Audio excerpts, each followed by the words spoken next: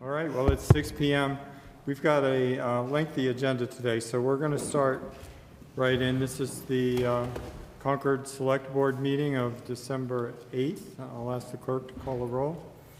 Oh, I'm going to call the roll. Why not? I can do that. Mr. McKenna? Here. Ms. Ravelli's here. Mr. Howell? Here. Ms. Hartman? Here. And Mr. Bohm? Okay. Okay.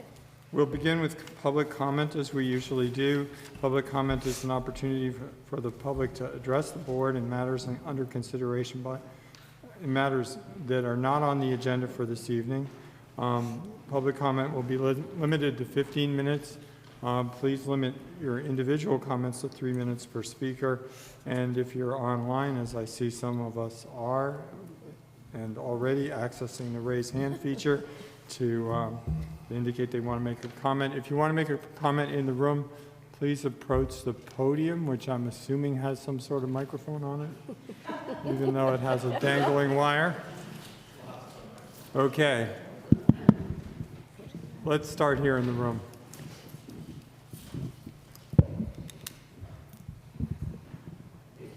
All right.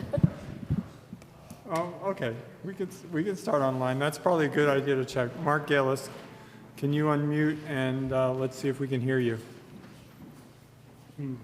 Good evening. Yeah, Mark Aylis, 62. Yeah, hold on, Mark. We're going to have you turned up a little bit. Okay. Okay, try again.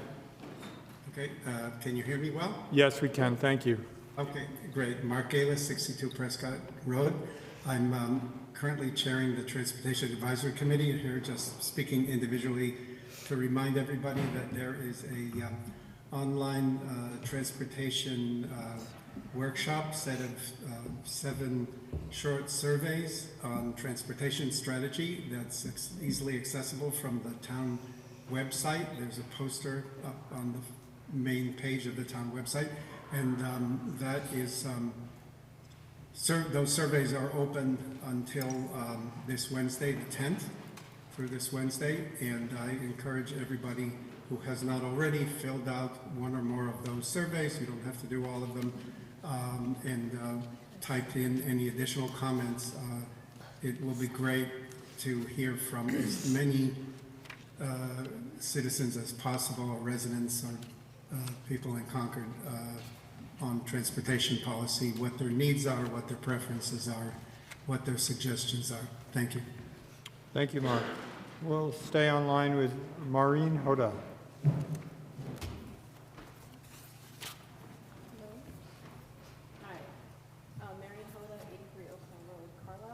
Okay, Maureen, can you speak up or get a little closer to your microphone?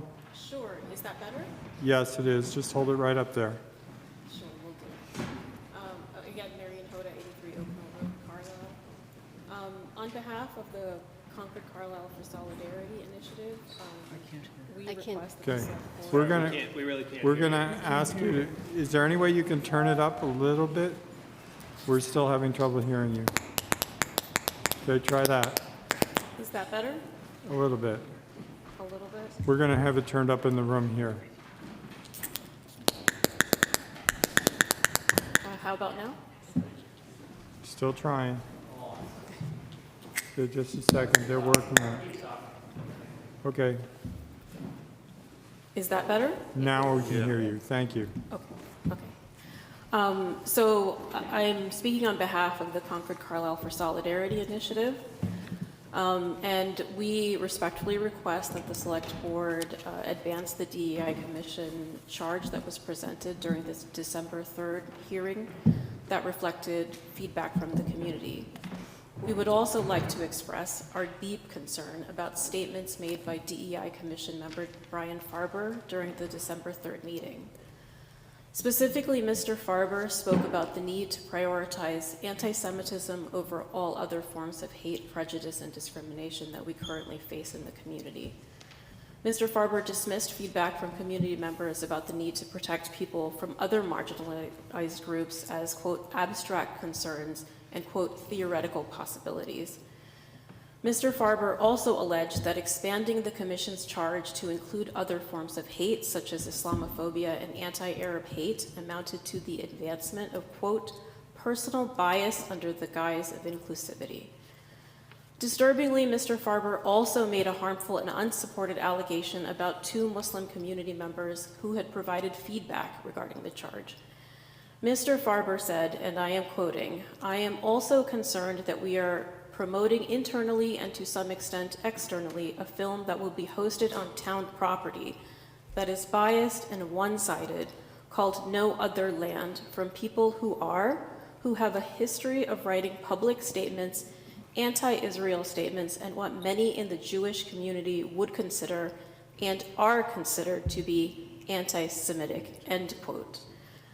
Allegations of anti-Semitism cause reputational harm and can impact livelihoods and careers.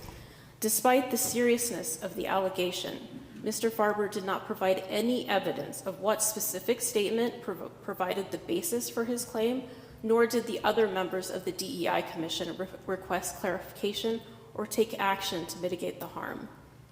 As a group, the Concord Carlisle for Solidarity initiative has gathered with people who are Muslim, Jewish, BIPOC, Arab, Palestinian, Asian, Israeli, and LGBTQIA+, and have shared stories about real harm happening right now.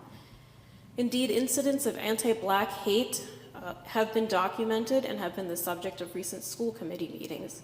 Mr. Farber's comments exemplify the bias and dismissiveness that community members from marginalized groups receive when they share their experiences and perspectives. To expect community members and children from underrepresented groups to report bias and discrimination is already a heavy burden, and Mr. Farber's statements only further marginalize these groups. There is a sad irony in Mr. Farber's contention that Islamophobia and anti-Arab hate are not being reported in Concord, as he used his position to make harmful accusations about 2 Muslim community members who did share their perspectives and experiences with the Commission. The work of promoting equity and belonging and responding to anti-Semitism is not diluted when we acknowledge and respond to hate against all groups in the community. There is a much smaller population of Muslim, Arab, and Black community members who do not have the power or privilege that many Jewish community members have been able to garner in recent months. That doesn't mean that we shouldn't take their concerns seriously. I think it's clear, and we think it's clear, that the public feedback overwhelmingly requested inclusivity within the DEI charge, and it's incumbent on the Select Board to represent the community as a whole. Thank you for giving me this time. Thank you, Ms. Hoda. Mark M. online. Mark, can you hear me? Yes, I can. Thank you, Mark. Mark Martinez, 66 Alfred Circle, member of the Economic Vitality Committee, also sit on the Land Use Working Group, but speaking tonight as a resident. I want to follow up on a comment I made 3 or 4 weeks ago at the tax classification hearing and request the Select Board put ideas for both increasing the town's tax revenue and ideas to curb spending on its agenda. I realize tomorrow from 1 to 3, the town manager and CFO will present the town's 2027 budget. I think it's unfortunate, an example of poor town governance that needs to be improved, to hold such a meeting during a workday from 1 to 3 in the afternoon, when very few working residents are able to attend. Further, I'm hoping that each Select Board member will come to tomorrow's meeting with ideas and recommendations. It's not enough for Select Board members to passively hold meetings. Rather, the town needs you as our most senior leaders to offer ideas and strategies that our town manager and school committee can help implement. Other than the pilot program, which appears dormant, I'm not aware of any ideas to increase town revenue or any ideas to cut spending. There are once-in-generation opportunities to attract business to MCI and to other parcels in town, and to help ease the tax burden on elderly residents who need relief. Other nearby towns have committed to making their towns better and more affordable. And I believe this Select Board needs to start focusing on the fiscal challenges our town faces currently and will continue to face over the next 10 or 15 years. In short, I'm requesting again that the Select Board put town revenue generation as well as town spending on its agenda, make it a priority, and develop a plan to improve our financial future. Thank you. Thank you. I'm going to come into the room now. How are you? Thank you. My name is Brian Farber from Ash Street, member of the DEI Commission. I appreciate Ms. Hoda and the organization for her comments. Never really been in this position before. Off script, I just want to say that what I was responding to at the DEI Commission was really a simple charge that was given to us, which was to speak to the issues that were in the context of anti-Semitism and the issues that had happened throughout the summer. I was not trying to be dismissive. I was trying to be focused. And my comments are public record. For whatever imperfections that there were in those comments, I apologize for. Maybe it wasn't clear. I was not trying to be exclusive. I'm actually trying to be more inclusive in a way that when someone's community is hurt, it is raised and given the priority, just like LGBTQ has since 2021, or racism and others were. And I apologize for making it seem that I was being dismissive or non-inclusive, and that lands on me. It lands on me. So I spent decades, but I do want to talk about the film comments and explain a little bit of that. I've spent decades in communications, and I've forgotten a simple lesson I tell executives I coach, that fully believes the words coming out of your mouth or risk being unclear and misunderstood. And at our December 3rd DEI Commission meeting, I made statements about the film No Other Land screening at the library. Some felt I was suggesting that the local host had made anti-Semitic statements. I wasn't. I never would have, but after listening to my remarks and embarrassingly and shamefully asking my wife to listen to the recording as well, it's clear that wasn't clear, and it made it seem I was. So I realized how profoundly I misspoke, including poorly constructed sentences that gave an impression I never intended, and a fundamental misrepresentation of my own beliefs. I was trying to speak to the themes from others I heard in the community. Personally, I was only frustrated by the timing. As the DEI Commission worked to finalize a new charge that better captured the community's commitment to tackling anti-Semitism, which I appreciated, to the improved feeling and sentiment in the broader community following a really tough and angry summer. To call the film biased or anti-Semitic, especially from the setting and the seat that I was sitting in, was undeniably wrong. The film represents a point of view on a complicated tragedy playing out in real time. The DEI Commission should be open to the concerns raised by those who helped put on the film, and certainly the film itself, and I dismissed them, and I own that too. Even as the words were leaving my mouth, I knew they were way off the mark and didn't feel authentic to me. This summer, after the swastika incidents and the ADL report citing years of anti-Semitic abuse at our schools, I helped come up with a guiding statement to focus on the local issue of anti-Semitism. We can't fix a 5,000-year-old problem 5,000 miles away, but we can fix what happens right here within our community. Over time, that statement became less right to me too. It felt too simple for the complexity of the moment we're living in. It began to feel to me like a few groups could define the bounds of what is appropriate to feel and appropriate boundaries for discussion. So I acknowledge that my statements were wrong. I can't blame for someone or others for what they hear. I can only blame for what comes out of my mouth and how it's portrayed. And those statements I have to take back, and I apologize for. And I'm sorry for the hurt that it caused. And to those specifically organized and attended that screening in good faith, and to anyone else in the community upset by my comments, you're right, I apologize. I misrepresented who I am and what I believe, and I hope I can continue to try to make amends in the best way I can. Thank you. Thank you. Back to Mr. Jericho. Do we have any other comments? Okay, seeing none, we're almost right on time. There's one hand. Oh, I'm sorry, okay. EC Tornado. I hope I said that. Siri thinks I said something. Can you unmute and make your comment, please? Hello, can you all hear me? Yes, we can. I cannot unmute, I cannot turn off my video, so unfortunately you can't see. Oh, there I am. Hi, my name is AJ Trunator. I live in Cambridge Turnpike, and I wanted to, first of all, thank Mr. Farber for his for his comments. I'm one of the co-organizers of the film with Maureen, who spoke earlier. And I wanted to say, first of all, that neither of us take anti-Semitism lightly. And I think there's a misunderstanding with the DI, especially with Mr. Farber's comments, that including others somehow amounts to diluting the seriousness of anti-Semitism, its existence in our community. All we wanted is to kind of be more considerate and complicate the stories and actually include all of the stories, because we are all impacted by the amount of racism, anti-Semitism, Islamophobia that exists in our communities, and the acceptance of this and is going to make our little towns inclusive for everyone.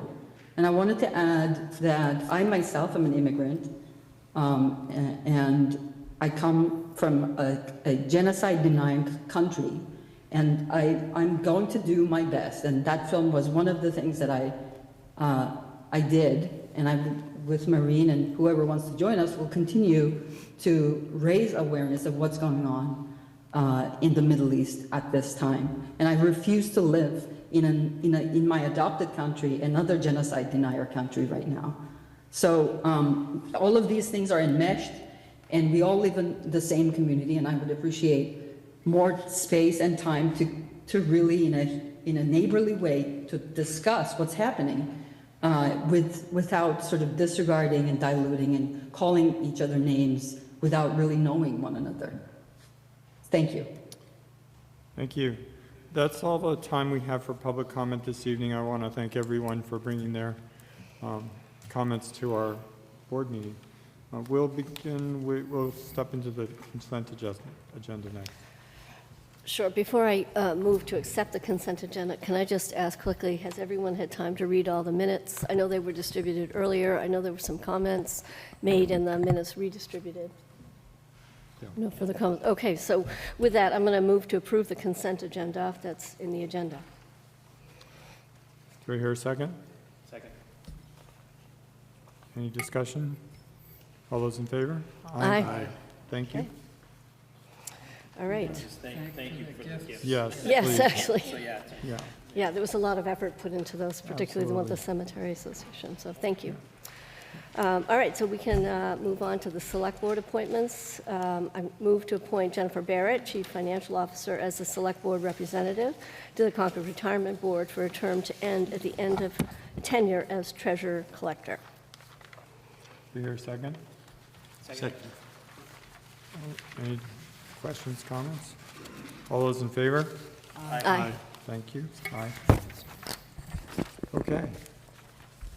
Mark, can I make a comment you. on the town manager Yes, appointments? Mary. Or if you would prefer to, that's fine. So I just wanted to note that there were 2 full member appointments to the Natural Resources Commission, also on the consent calendar, and 2 associate member positions. Earlier today, I asked the Select Board to postpone confirmation of these appointments. There were some questions that were raised over the weekend that just came to me today, and I would like the opportunity to review those before we move forward with those appointments. Great, that's good. So if you've seen an earlier version of the agenda, you might have seen those on there, and they're not going to be moved at this time. Okay. The next item on our agenda is a joint session with the school committee and the finance committee. I assume the school committee's already brought themselves into session. And how about the finance committee? I'm looking. Are you? Okay, we need to call ourselves to order. Can Yeah, we do that now? please. All right, the Finance Committee will be called to order, and I'll call the roll call. Suresh Bhatia. And Ryan, please make sure if they're on the screen that I know about it. Peggy Briggs. Brian Conway. Kathy Kukalo. Here. Thank you. Eric Dahlberg. John Garofalo. Pat Geyer. Gerard Jansen. Here. Don Kupka. Here. Lindsay Liss. Carlin Reed here. Paul Rodriguez. Here. Kazi Sadrusaman. Shri Tupul. And Lois Wassoff. Here. We have a quorum. Great, thank you. So the purpose of this forum is to review the capital planning articles and plans from the schools and as well as the towns in joint session to inform us as we begin to bring our budgets towards town meeting.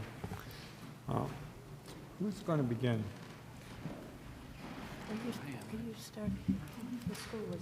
School starting? Okay. I'm going to present the school plan. I think somebody's going to project. All right. Yeah, and Bob, if you can find a microphone and bring it nice and close. Does this work? Hello? Yeah, that's better. So wait for the projection. So we're starting with the CPS capital plan. Just to go backwards in time a little bit, our plan in large part is based off a study done by Gorman Richardson Lewis Architects a couple years ago. We have reviewed their findings and recommendations, made decisions on items that we think are priority, some of those in discussions with them.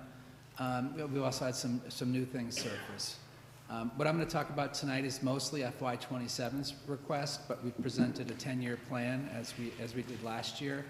The further out you go in the plan, the less certainty there is on some of it, but and some of those estimates in further years are based on the consultants. You know, certainly for 27, we've done our own due diligence on kind of getting estimates of what these costs are. So our focus this year, I'll just run through the items quickly.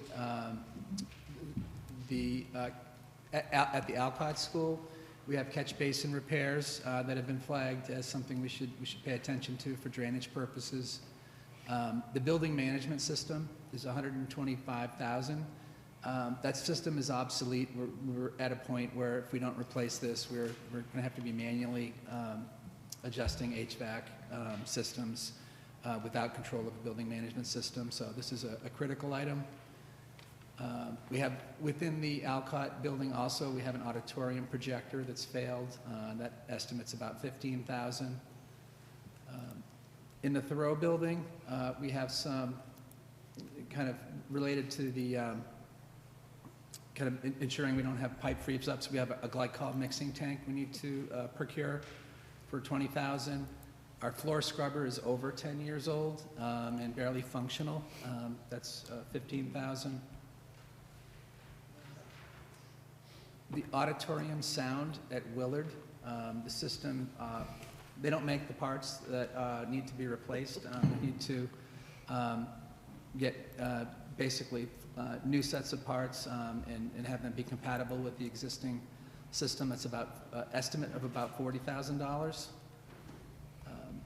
We have some facade work to the building at Willard also to the tune of about $35,000 that needs to be done.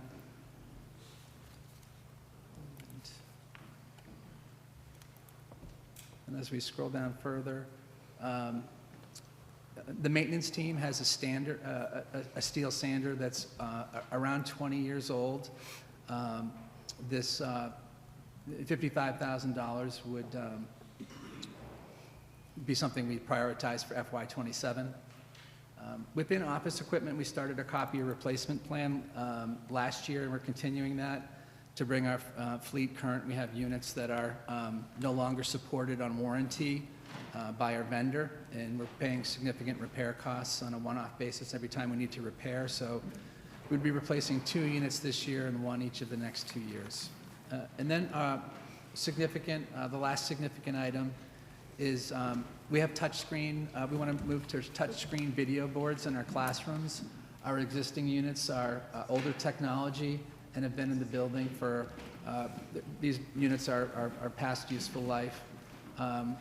What we want to do is replace 12 units per elementary school for each of the next 2 years to bring our buildings current across CPS. We obviously don't need this at the middle school. It was part of the middle school building project. So these items that I've highlighted for FY27 are all Tier 1 capital. Under 250,000 is Tier 1 capital, and our total is 501,430. We do not have any Tier 2 capital this year. We did look at our roofs, and one of the things we felt like we should do is we should wait until we're eligible for MSBA funding. We've done some patchwork to repair them, and knock on wood, we're in okay shape right now, and if we're able to get into the MSBA accelerated repair program, we could get some cost sharing to help pay for those things. So that's why it's not highlighted in this year or next. That's the summary of the CPS capital plan. Thank you. Can I just ask one quick Yeah. question? Bob, I just saw actually the HVAC system, and I see later on out in 2030, you've got in Alcott, the HVAC boilers being replaced. What's the difference between those two different things? The building management system is what basically is the intelligence behind the systems, telling it when to run, turn on, turn off. Okay. Did that answer the question? Yeah, because then the actual system itself is what you're going to replace later. Yeah. Okay, thanks. Any other questions from the select board? Just for context, what have we been spending per year historically, last few years? It's varied. In a little bit under 500,000 the last 2 years. You go back a few years, it used to be $900,000 annually for 7 years. It was just a set amount, and we were guided to live within that amount. So, but the last couple of years, it's been between 400,000 and 500,000. Last year was 650,000. Tier 2 was, Tier 2 was 650,000, and we had a couple 100,000 in Tier 1 last year. Sorry for that. Yeah, quick question, Bob. Do you have any capital in any of these years for the Ripley building? I know you don't have any for this year. Is there any Ripley capital in here? Not a penny. What about, It's all in the out years. what's district? Is there any in the out? I know that, Yeah, is district Ripley? No, that's, No, it's listed here, it just doesn't have any until There's 29. Yeah. okay. but what's district? The office equipment. Yeah, I know, but what's the location? It says district. I know it's office equipment, but Yeah, where it's most needed. We're not going to fight with the elementary schools yet about who gets it, but we will decide at the district level which building will get it. okay, so it's all school-wide. Yep. It could be anything. I have a question. Okay. Are you done, Paul? Yep. Okay. We heard tonight during public comment a call for productivity savings, and we heard that when we had the RTE hearing here. And we also talk a lot about that at the Land Use Working Group as we're looking at consolidating municipal offices with school admin, if there's a way to get some productivity savings. So we're hearing a lot of people looking for productivity savings. And I'm wondering, because I see that you've got $55,000 for a sander, and then you've got another, I think, $90,000 in the high school budget for a plow. And I'm just wondering, have we thought at all about consolidating the maintenance have you thought about that? Good, you want to talk? I'll just say, we've Go ahead. definitely thought about it and brought it up. It didn't seem like there was an opportunity so far, so we're open to that conversation. Who needs to have that conversation? Probably me and Carrie. Yeah, I think that might be an opportunity that looks like it's a good opportunity to gain some quick productivity savings between. It's worth looking at again. Do you have any questions from the school committee? No, we've seen it. Okay. And finance committee? Are there any questions from the Finance Committee? Here in the room? No? Okay, and what about online? Lois, do you have any questions for the Finance Committee? No, I don't. Good. Okay. Next up. Okay, so if we can go to the next slide. This is the CCRSD proposed capital plan for the next 5 years. I'm going to talk about the top section first, and then I'll talk about the bottom section. The top section are the needs that we've identified. This came from input from the facilities team, the building principals, me, others, and so we've identified classroom painting throughout the building as a need, FY27 through 29. Repainting numbers in the parking lot for $12,000 to the extent what we can get done for $12,000. If we can get more done down on the lower campus too, the priority would be the upper area. Our lighting controls, the systems we have, as they're failing, we're finding that they need to be replaced by a new series part. We've started to see some of these fail. We're anticipating that over the next 5 years, we'll need to replace a couple of these per year. So I factored in one for FY27 and a couple over the next few years. I've actually listed that here, but I will note that I assumed that we're going to fund that out of the operating budget, but because the costs were significant, I thought it was important to highlight here. We have large HVAC units on the roof with significant capacity. We had one fail a couple of years ago that we needed to replace. Elements of the unit, not the whole unit itself, and we're anticipating that we'll have some more replacement that we need to do over the future years, but we've put that out in FY 29, 30, 31. At Memorial Field, the turf condition continues to deteriorate. What we're requesting here is that we get a design done next year in FY 27, and then a replacement in FY 28. The cost is based on, I was able to look at the Doug White cost information. That was for 2 fields. It's about double the size of Memorial Field. And then I was able to factor in some cost growth and contingency to come up with that number. So that's about $900,000. The building assessment, so this is something that's come up. I think we've been asked to look at this. I talked to a design company and a company that does these assessments, and they told them the age of the building, and I'm in agreement with them that to do this next year, it's too early. As we get out to FY 29, we get closer to about 15 years old in the building. Even that might be early, but I know there's been kind of a constant request for getting this information.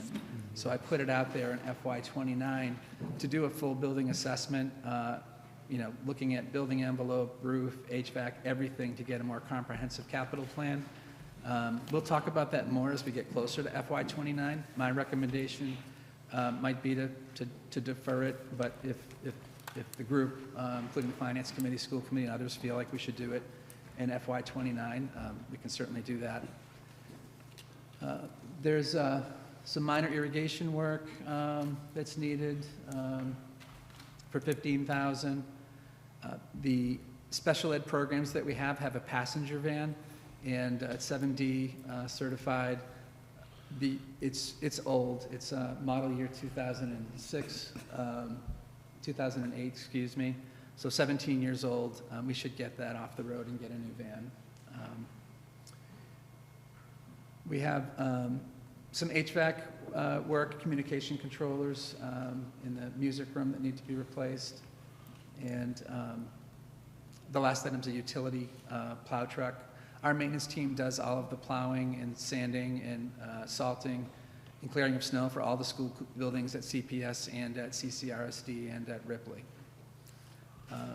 So in total, the capital for FY 27 is $294,000. You can see the figures for 28 and 29. What I proposed at the bottom is a method for funding this. We've had some challenges with capital. Well, it was really the amenities building, but we are anticipating some challenges for funding capital, particularly with Carlisle as we look ahead. We have an OPEB trust that is over 60% funded with $11 million in it. And so what we proposed down below is the method to fund this where we don't have to ask for additional funding beyond the budget. If we repurpose the OPEB contribution of $375,000 and put it towards capital stabilization, as you see in the bottom part, the second line at the bottom, repurposing that 375 towards capital stabilization, you can see how we can pay for these capital items by redirecting the OPEB contribution to capital. And that kind of walks you through what the balance would be in the fund. We do have a beginning balance, but we're trying to make this something that is attainable and achievable for us and also for the towns.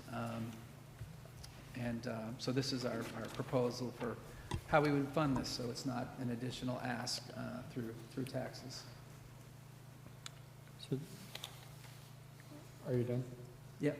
So just a question about that. The 375 appears in fiscal 27 and 28, and then 150 in fiscal 29. So is that cumulative or?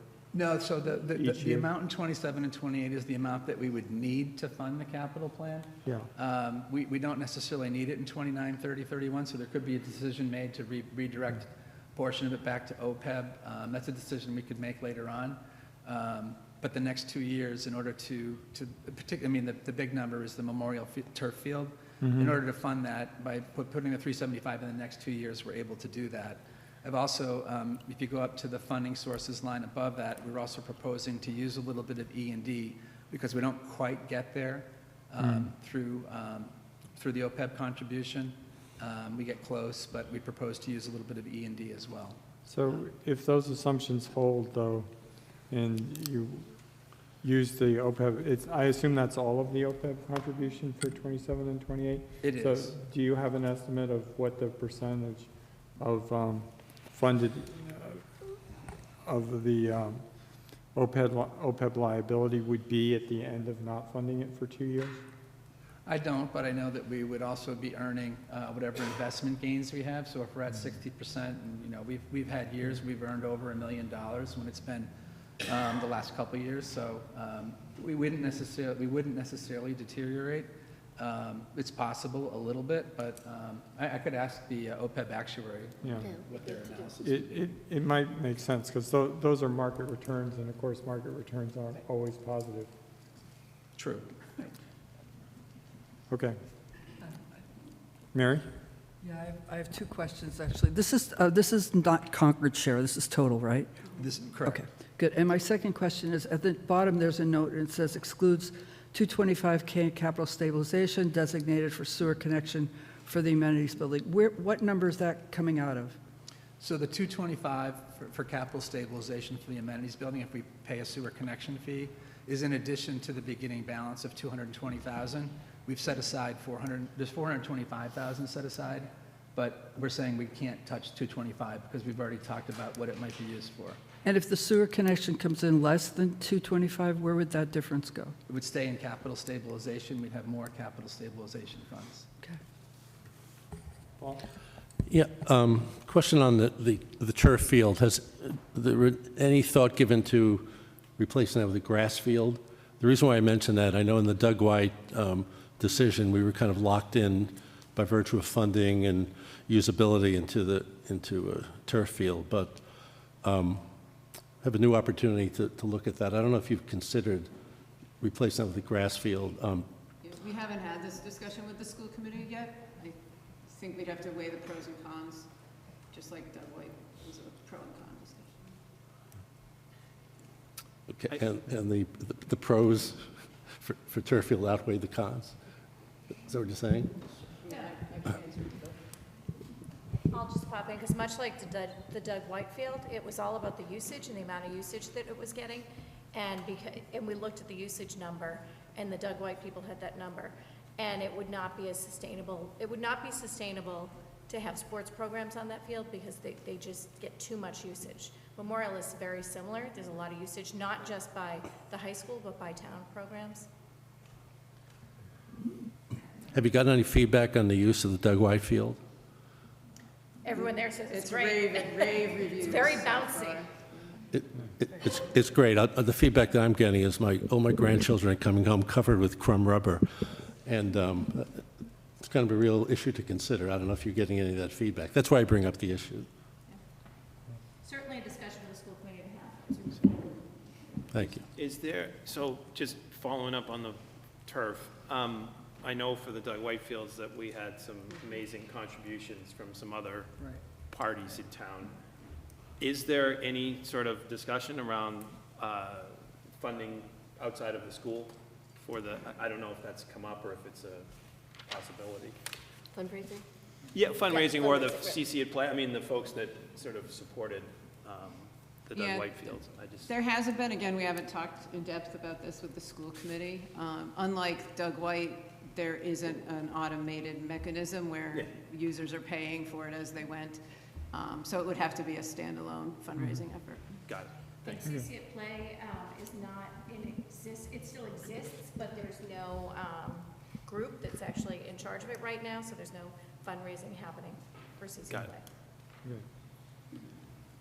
Great. But to be clear, the funding that's in the current, the FY27 is basically design funds to get closer to an understanding of what this would cost.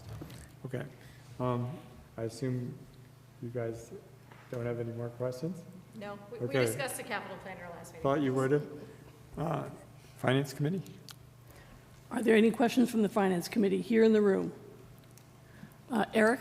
Yeah, let's get a microphone over to Eric there. Thank you, Bob. I don't see the amenities building project itself on the list. Is that because the assumption is it's going to be funded by CPC?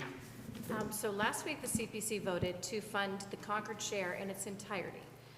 So we're going to the Public Works Commission on the 11th for an appeal of the sewer, and then it will go to town, in Concord, it will go to town meeting, get voted on by the CPC. We're also then going to reapply in Carlisle for Carlisle CPC funding for the Carlisle share of the project. Okay. Respectfully, my suggestion is to include it in the list, regardless of the funding source, just to give the taxpayers a full picture of all the capital projects that are out there. With a big asterisk that it will not cost the taxpayer anything? Can we do that? Right. Yeah, I think regardless of funding source, we should put all the capital projects out there so the taxpayers can see them. Are there any other Finance Committee questions here in the room? How about online? Lois, do you have any questions? No, I do not. Thank you. Okay, any other Finance Committee members online by chance? No. All right. I think that's it for the Finance Committee. Thank you. Okay, good. The next section is going to be the town. Yeah, so our presentation will be made by our Assistant CFO, Ryan Ferrara. Thank you, Carrie. Make sure the mic's in the right place. I got in Thank you, trouble Ryan. last time when I didn't do that. So, next slide, Kristen. So just to remind everybody what we're talking about here in terms of the different types of capital projects that we're referring to. We have Tier 1 projects, which we have a range between 0 and 250,000. That's basically via cash and raise and appropriate or on the taxes.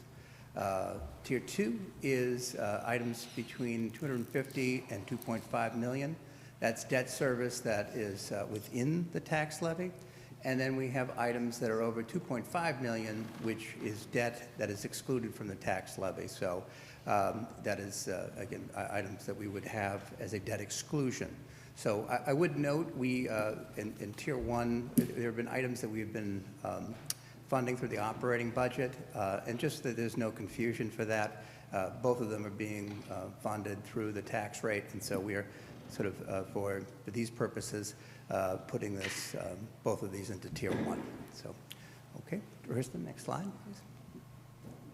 So just to recap for everybody, our Tier 1 guideline from the Concord fiscal policy is that the capital outlay from town departments in the Concord Public Schools shall be at least 2 to 3% of the annual budget, not including excluded debt.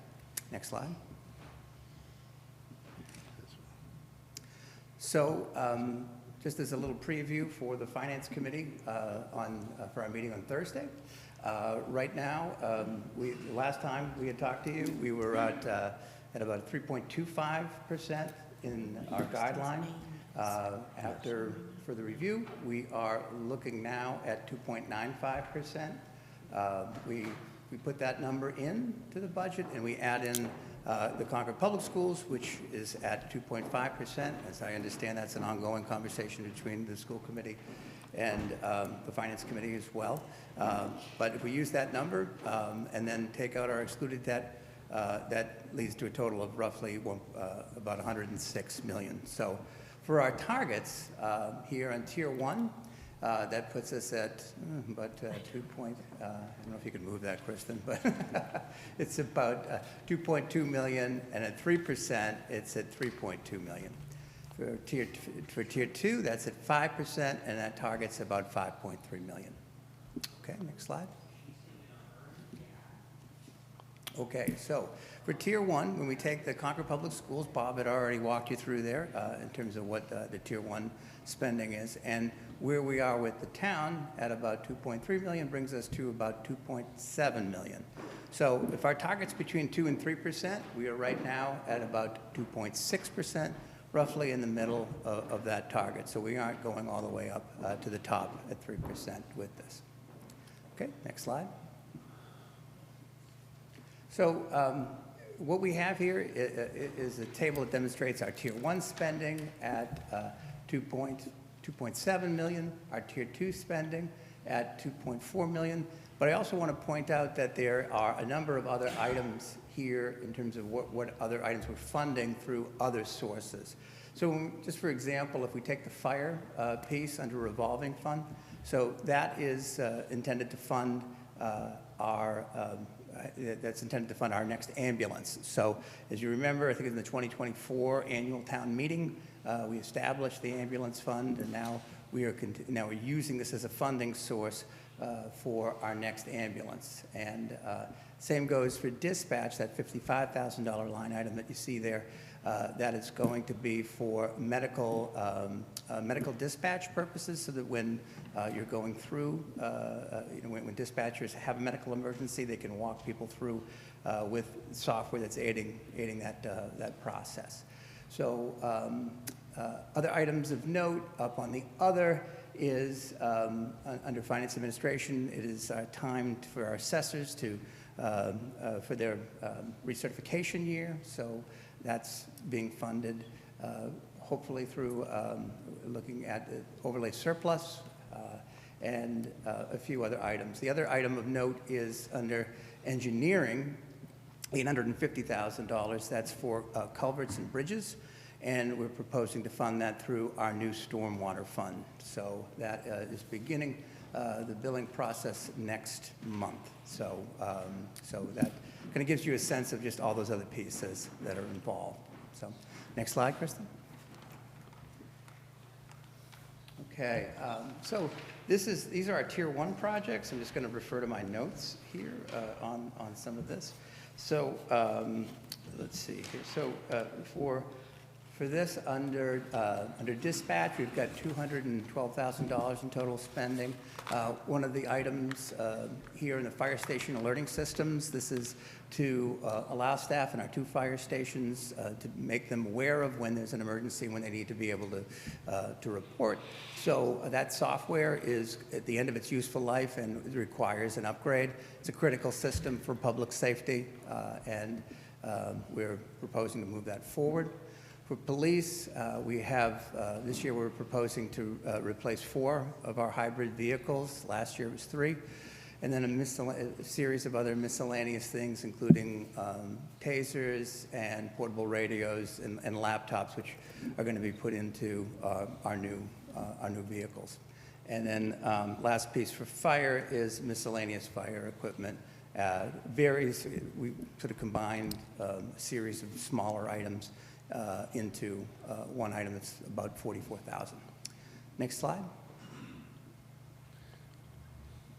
For engineering, the larger engineering, we're proposing to spend about $367,000. Key things being there is $116,000 for street pavement markings and roadside safety, which is primarily for guardrail replacement. The DPW has already gone through and identified some areas of failing guardrails, so this is what they're targeting for in FY27. Facilities, it's $15,000 for small equipment, and highway maintenance, the biggest item there is the replacement of a 2003 screener plant that has reached the end of its useful life. This is screenings that they use for DPW activities as well as at the cemetery. And that cost is about $150,000 and $180,000 in total for highway maintenance. Next slide, please. Under parks and trees, total spending is $210,000. Largest item there is the replacement of a year 2000 wood chipper. Again, reached the end of its useful life, 25 years, pretty good run. So that's about $210,000 there. Natural Resources has two items. It's a dump trailer replacement and then $15,000 for conservation land improvements. Two things under Finance Administration. First is the codification of bylaws. I believe the town clerk is going to be coming before the select board in the next few months to talk a little bit about updating those bylaws and hopefully getting some of that online, so more of that can be researched online, as well as a municipal point of sale system. And this would be set up, the system would be set up in the town clerk's office as well as the town treasurer's office to allow for the acceptance of payments, including electronic payments from the public when they come in, and those payments will go directly into Munis as opposed to having to do any other adjustments in our books. It just would come in directly. So it's an efficiency for us. Next slide, Kristen. IT, we've got a series of different things coming in, totaling just under $500,000. Bigger items on this is town server upgrades. The primary server upgrades are taking place at public safety. The town building and property security surveillance is happening in multiple buildings throughout the town. They'd be putting in a new camera system. We're starting to look at that right now for the townhouse. And then computers and associated peripheral devices. This is for computers and printers. Generally speaking, the town has a replacement schedule somewhere between 3 and 5 years. So 4 years, every 4 years, we're basically kind of coming out and replacing people's PCs to keep up with, with current schedules. Library has two items. First is the public-facing computer replacements, and the second aspect is the replacement of the RFID system, which is our book reading system. When you go through it, it's got the radio transmitter that's on each one of those books. Senior Services, it's a proposed replacement, $175,000 for the Council on Aging van. It's about a 2-year window or so for this to get replaced, so this will begin that process. This is still, I think, maybe post-COVID, some of the lag is still taking place there, but that's what's being proposed for this year. So for the town side of things, that's about $2.3 million, and then again, as Bob had walked you through earlier, Concord Public Schools is just over $500,000 for a total Tier 1 projects of about $2.7 million. Next slide, Kristen. So we also have Tier 2 funding. So this is, and the policy is, it's town policy, the target of 7 to 8% for the total budget, net of excluded debt levy to be allocated for capital financing. So next slide, Kristen. So the bigger items that we have here are, start with facilities at $750,000. This is for FY26, this is the one item that actually is in our Tier 2 capital. Our items, our projects that they're looking at this year is replacement of a boiler here in Town Hall, along with some other HVAC replacements throughout the town and in the townhouse. We have 2 replacements for highway maintenance. This is the 2 of the same year, 2011, 2 loaders that will also have a plow placed on them. So assuming that, I think the plow is also included within this. And looking back at Alan, you'll tell me, is the plow included on the, is the plow included on the loader, Alan? Yeah, so it's included within the 400,000. Okay, good. And then the last piece here is the Emerson Court improvements. So this is for the full replacement of the basketball court and the tennis courts. This amount, $852,000, represents, I believe, about 80% of the total cost, with the Recreation Department kicking in another 20% from their reserves. So Tier 2 totals about $2.4 million. Next slide, Kristen. So as Bob had highlighted earlier, the Concord Public Schools are not proposing any Tier 2 capital spending for fiscal year 2027. Both the town and Concord Public Schools are not proposing any Tier 3 spending, which would require debt exclusion in FY27. No surprises there. Next slide. And that concludes our presentation. I'd like to take a note to thank the whole team, and to be able to do this requires a lot of support from Kerry and Jennifer and Zach, so I wanted to express my thanks to them for all their assistance to get us to this point. So with that, any questions? Thank you, Ryan. Any questions from the select board? Paul? Yeah, two sets of questions. One on the vehicles in Tier 1. There are 5 vehicles being replaced, 4 police cruisers, I think a COA vehicle. Correct. I know they have to be replaced eventually. Are these replacements that really need to be replaced in FY27? Can some of those be pushed out? So we had those conversations, Paul. So the first thing with the police vehicles is that where they're really used on like a 24/7 basis, it's a little different than how we think about how we use our regular vehicles.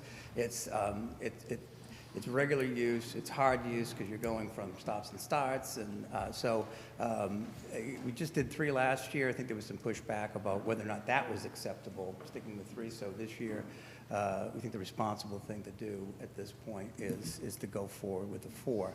As far as the Council on Aging van, we're trying to do more in terms of pacing some of these things out, because we just went and had actually received a grant the last time for the COA van, but we think going back out this time, we probably won't be as lucky in seeking that out, but I don't know, Jen, I don't know if you have anything else to add, but it's basically, I think it's something that's reached the end of its useful life, and where we are talking about transporting seniors. It's something we want to be particularly careful with. Yeah, to be clear, I'm not opposed to any of those, Yeah. just a question of timing. Yes. The other question I have is on the recreation. If you can go to slide 9, I'm a little curious where you tallied up tier 2, and you have a total, and then recreation is added for total. Why have you segregated recreation separately from the other subtotal? Any particular reason? So let's see. This is on. If you put that slide up, maybe people can see what I'm talking about. I'm just curious. I have another question about that, but just... Right. So that was really to call out the Tier 2 funding that I talked about earlier. That is for the proposed town portions of the Emerson Court improvements. So partially, this is the town's portion, the 80%, if you will, that's coming out of the Tier 2 funding, and then Recreation Department through the Recreation Revolving Fund is proposing to fund the other 20% of this. So the total project cost goes just over $1 million for... Oh, so that's why you separated it to Correct. identify that. Correct. So I do have a question on that as far as timing. I'm wondering if the timing on that particular item is premature. And the reason why I ask that, I know that Recreation is redoing Ride Out, a significant project which is awaiting some CPC funding. I know they're working on the BD project at Dyepool. I know they've postponed a CPC project at Giroux. So I'm just wondering if that's funded, will that project be done, or could we push that off? Because it seems like there's a big load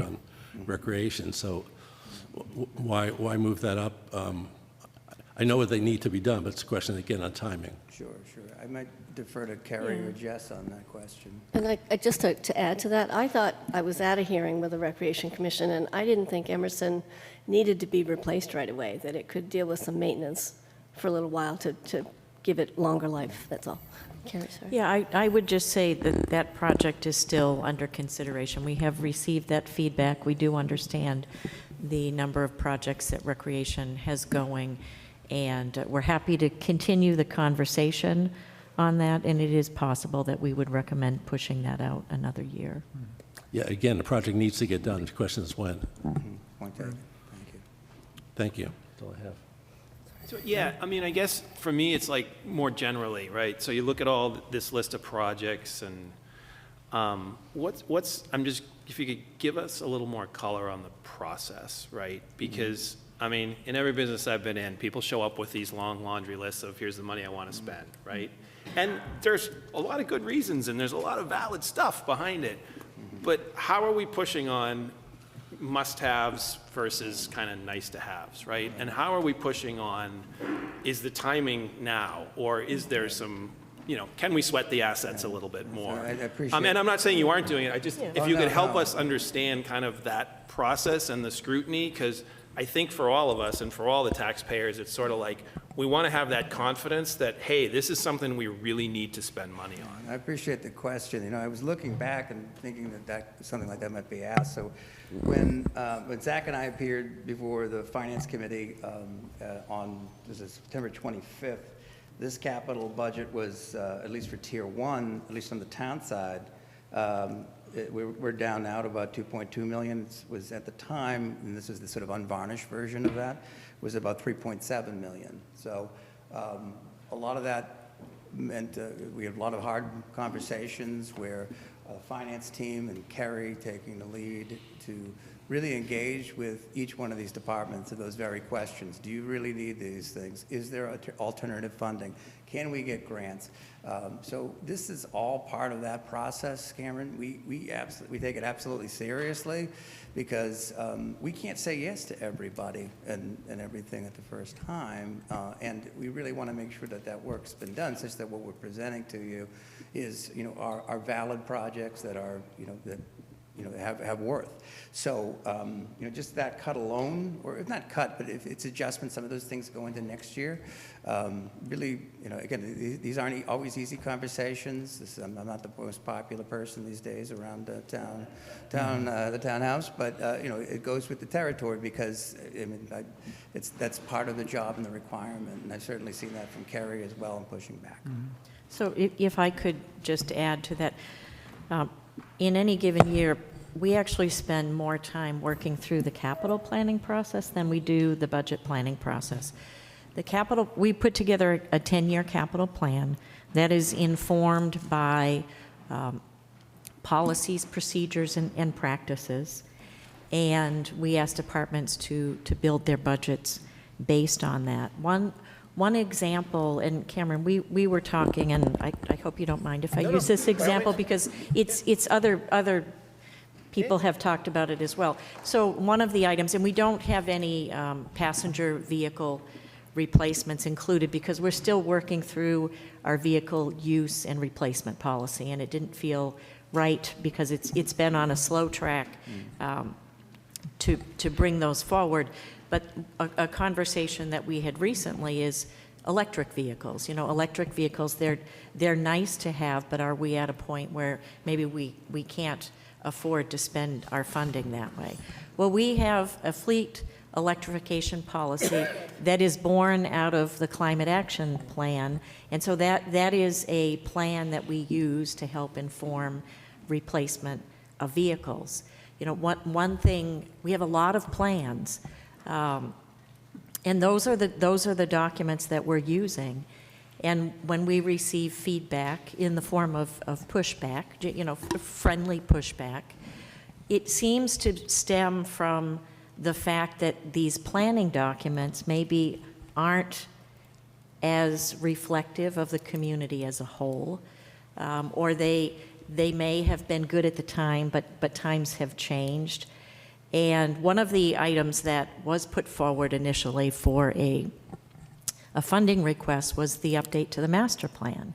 And it doesn't feel to me that we're ready to talk about updating the master plan until we start having some community conversations about, how are we collectively going to agree on priorities? Because we do rely very heavily upon those documents when we're putting our capital plans together and our budgets together. One thing that might be useful to provide some context is to understand what the asset base is that's being maintained by this 2 to 3%. So, how many hundred computers, how many plows do we have? Are we replacing, 2 out of 10 or 2 out of 5? Agreed. Those kinds of things, I think, provide people with valuable context. It's useful to see that the chipper, which I assume is not the only chipper we own, is 20 years old.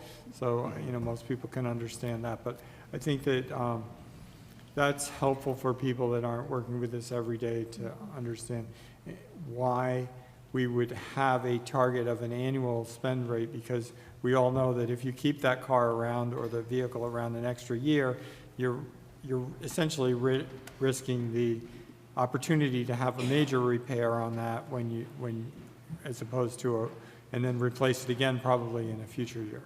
So those kinds of things I think are helpful for too much detail for an evening like this where we're trying to get through it in half an hour, but I think useful when the plans are published to provide that.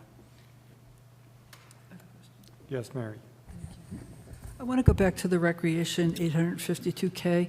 We talked about the timing of that, but I'm also wondering, I had always thought that the recreation department was self-funded. It funded itself through the fees, and yet I hear that we've got this 80-20 split where 20% is funded by the revenue that the recreation department and 80% is funded through the general fund.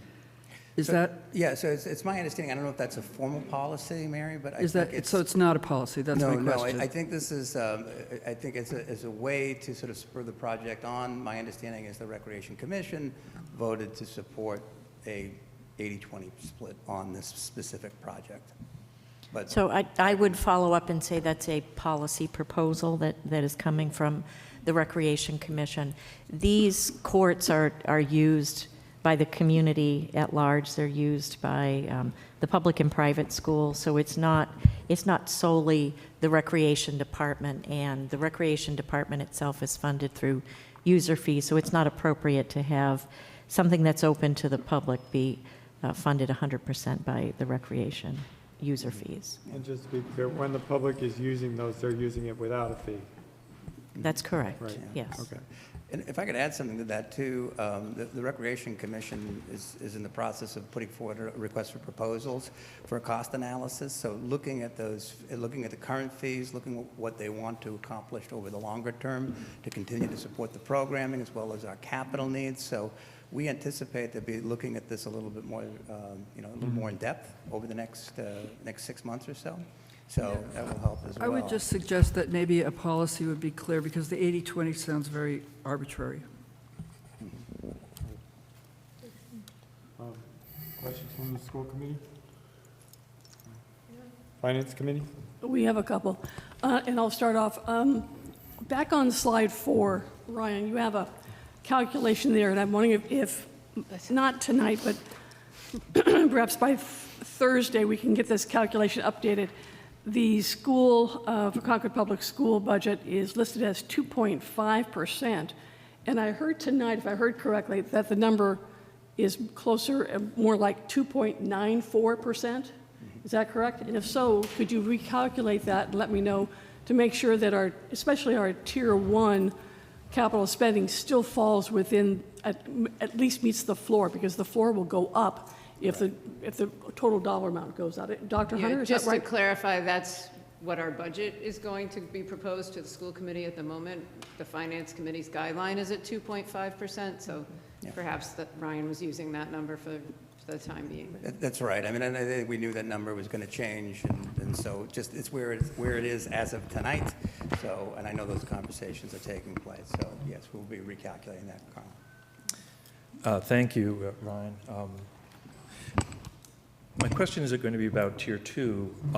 I know the needs are endless. And I was looking at slide 15 where you have the first line of the policy about the capital funding target level.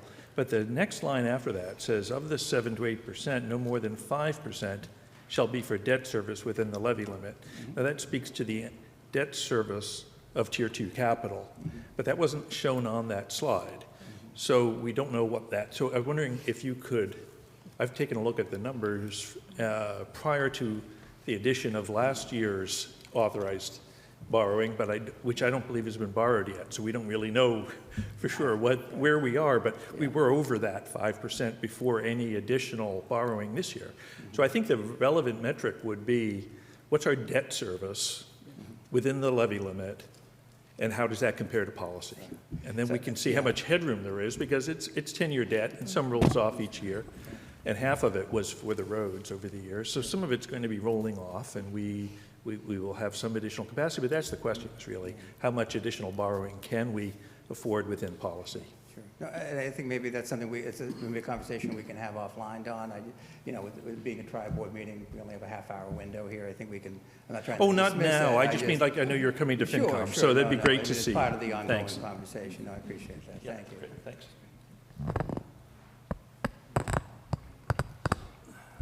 Okay. John? Just interested in what the appendix says. Yeah, that's, Show. Sure. Okay. Right. So We don't have to go through them line All by right, line. and then. Right. is it total, I think it This looks is like okay. total Yeah. capital. Cameron, we're taking questions from the finance committee. Oh, sorry. But that's a good question. We could go back to that. but- We have a couple more. John, Yeah. go ahead. Going back to the Emerson courts, did I hear it correctly that the private schools also use the courts? Yes, that's And they get fees. Yes. Do they pay fees for that? They do not, and so that is something that we also feel like we should be working through to understand, what their fair share is. Yeah, given that they don't really pay taxes, I would think that'd be a no-brainer to just pay or use your own courts. I think that's pretty easy. And then, is there any tier 1 or 2 capital for the Peabody School? not No. in this mix, no. There is not, and any operating costs as a result of that school usage in 27 are included in the town's operating budget. And Okay, just for Eric? just for clarity on the tennis courts, the high school uses the high school courts, they don't use the Emerson courts. If that helps. Yeah, the Private private schools, schools. okay. Yeah. It's the same taxpayers. Eric, go ahead. Same taxpayers. One question and one comment. At this meeting last year in this presentation, we included placeholders for 2 very large Tier 3 projects, a new public safety facility and a new DPW building. Are those no longer in the 10-year time horizon? I didn't see them in the appendix. They, where would they be? The purpose of the appendix, to address Cameron's question, is just to show the larger scale, the fact that this is a 10-year plan, and that we're focusing on, of course, in the next fiscal year. So I think I'd have to look again as to where it is. I think that it may be, what we may have in here is actually like what the debt service would be associated with those projects, but it's so early to determine what we can even, what the scope of those projects will actually be. Are we talking about renovation? Are we talking about replacement? So it's really almost, it's premature. We know that it's out there. It's something we've been talking about on the Fiscal Policy Committee, because, Eric, I know one of the things you're talking about, that you've referred to, is we know some of these things are coming on down the line. What can we do as a community to better position ourselves to be in a place for what we know are going to be some large-scale pieces, some Tier 3 borrowing, and what that means. So I think, we are giving a lot of thought to that, and you'll hear some more about that on Thursday night when the Finance Policy Committee reports back to the Finance Committee.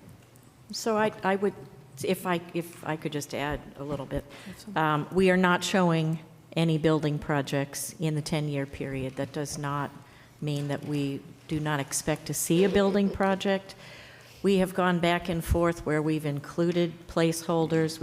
When we include them, there's a lot of questions about the assumptions that we're using, and the numbers are really presented as order of magnitude and not anything more detailed than that. So we are not including them now, pending the report coming from the Land Use Working Group. Okay. Just a comment on that and then another comment. I think it's a disservice to the taxpayers to not at least put placeholders on our capital project. The whole point of this is to show a 10-year time horizon. These are gigantic projects. They were on the list previously. It's sort of weird to take them off without an explanation. And these are going to be huge impacts to tax bills. So my respectful suggestion is to keep them on the list, even if the dollar amount is TBD. Just so the taxpayers are aware of what's coming. Yeah. Along those same lines, when it comes time for the budget hearings, my suggestion is to include, if you can, an expression of the capital costs in terms of their impact to the median tax bill. We did that in the Finance Committee report last year. The feedback we got from taxpayers was very, very positive. That was a new way of looking at these things that really shed a new light on them.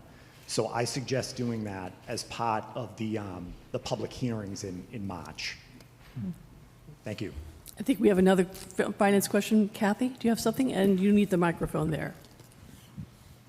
Yes, I was wondering if you could quickly explain the appendices and how they relate to all that you have just covered. So part of with the appendix is really, what we're talking about today is the fiscal year 2027 budget.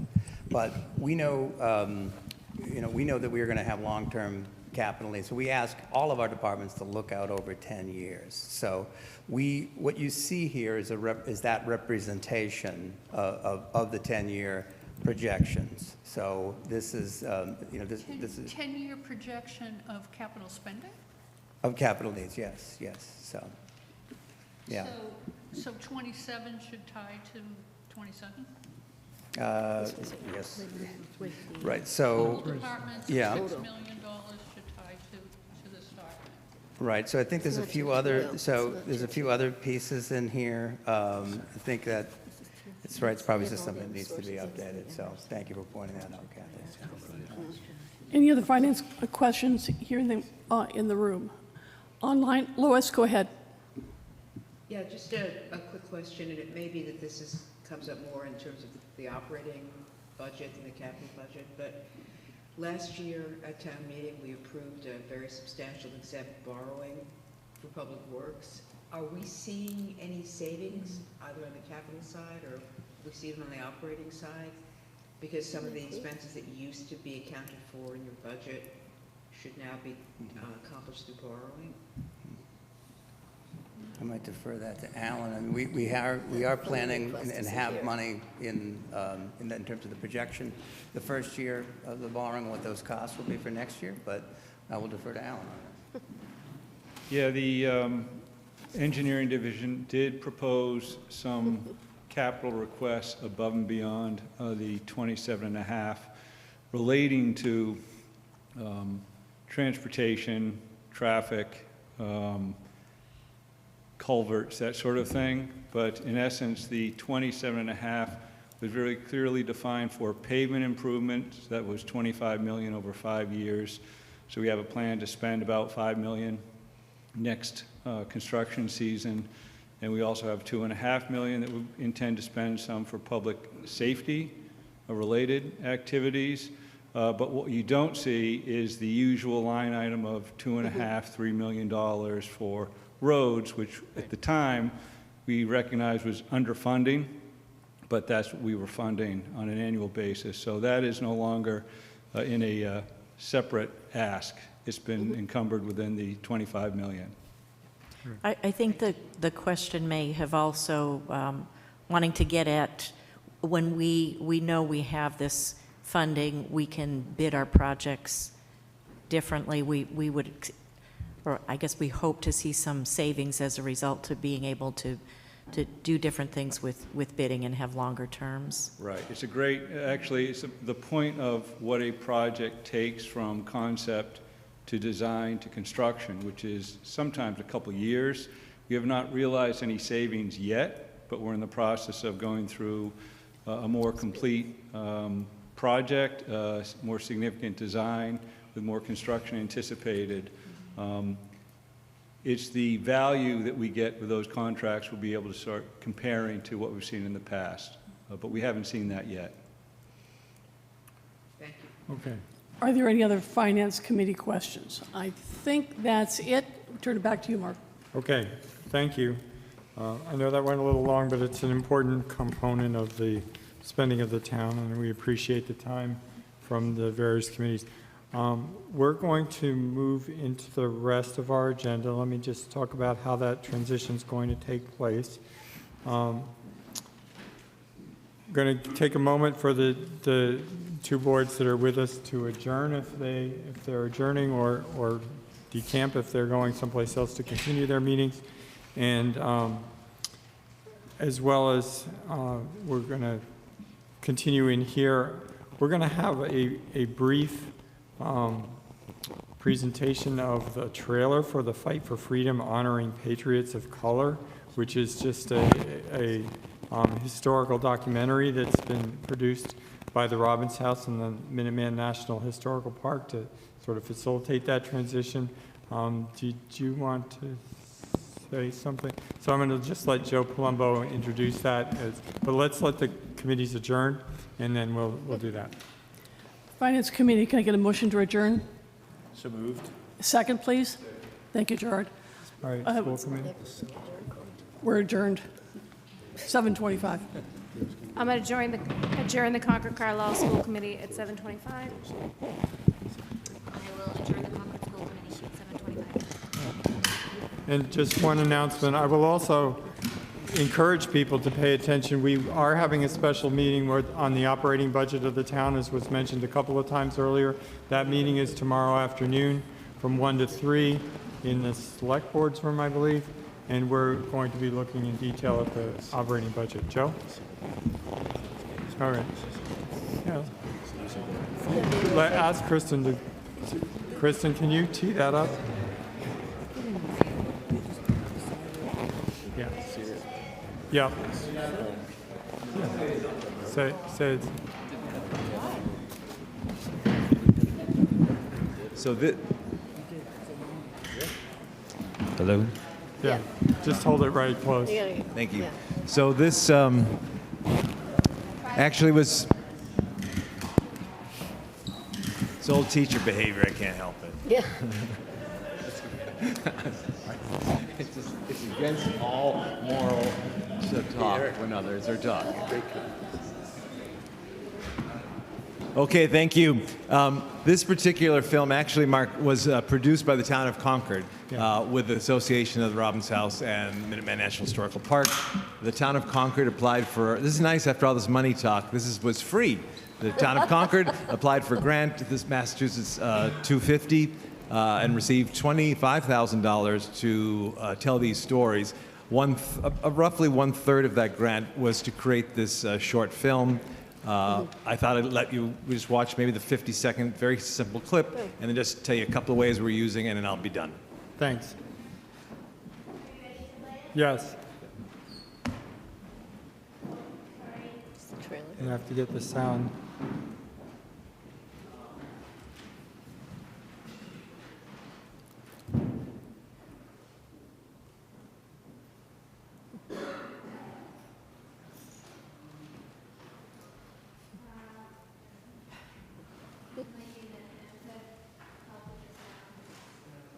Okay. Why don't you just...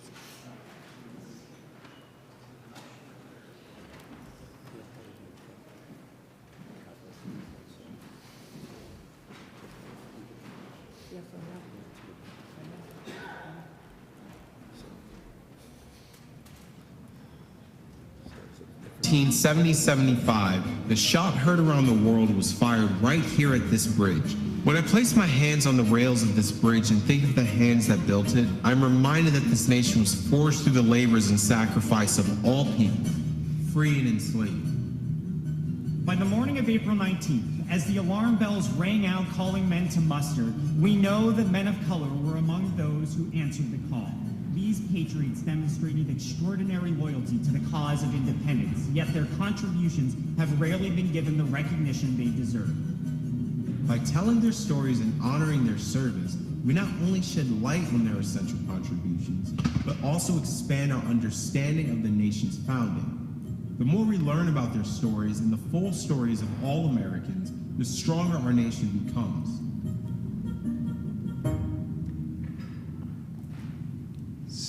So this is a short 22-minute film. It's designed to be shown in its entirety, or it's segmented both for use at teachers in classrooms and for historical interpretation. It lives right now, based in a cooperation with the town of Concord, on the Robbins House website.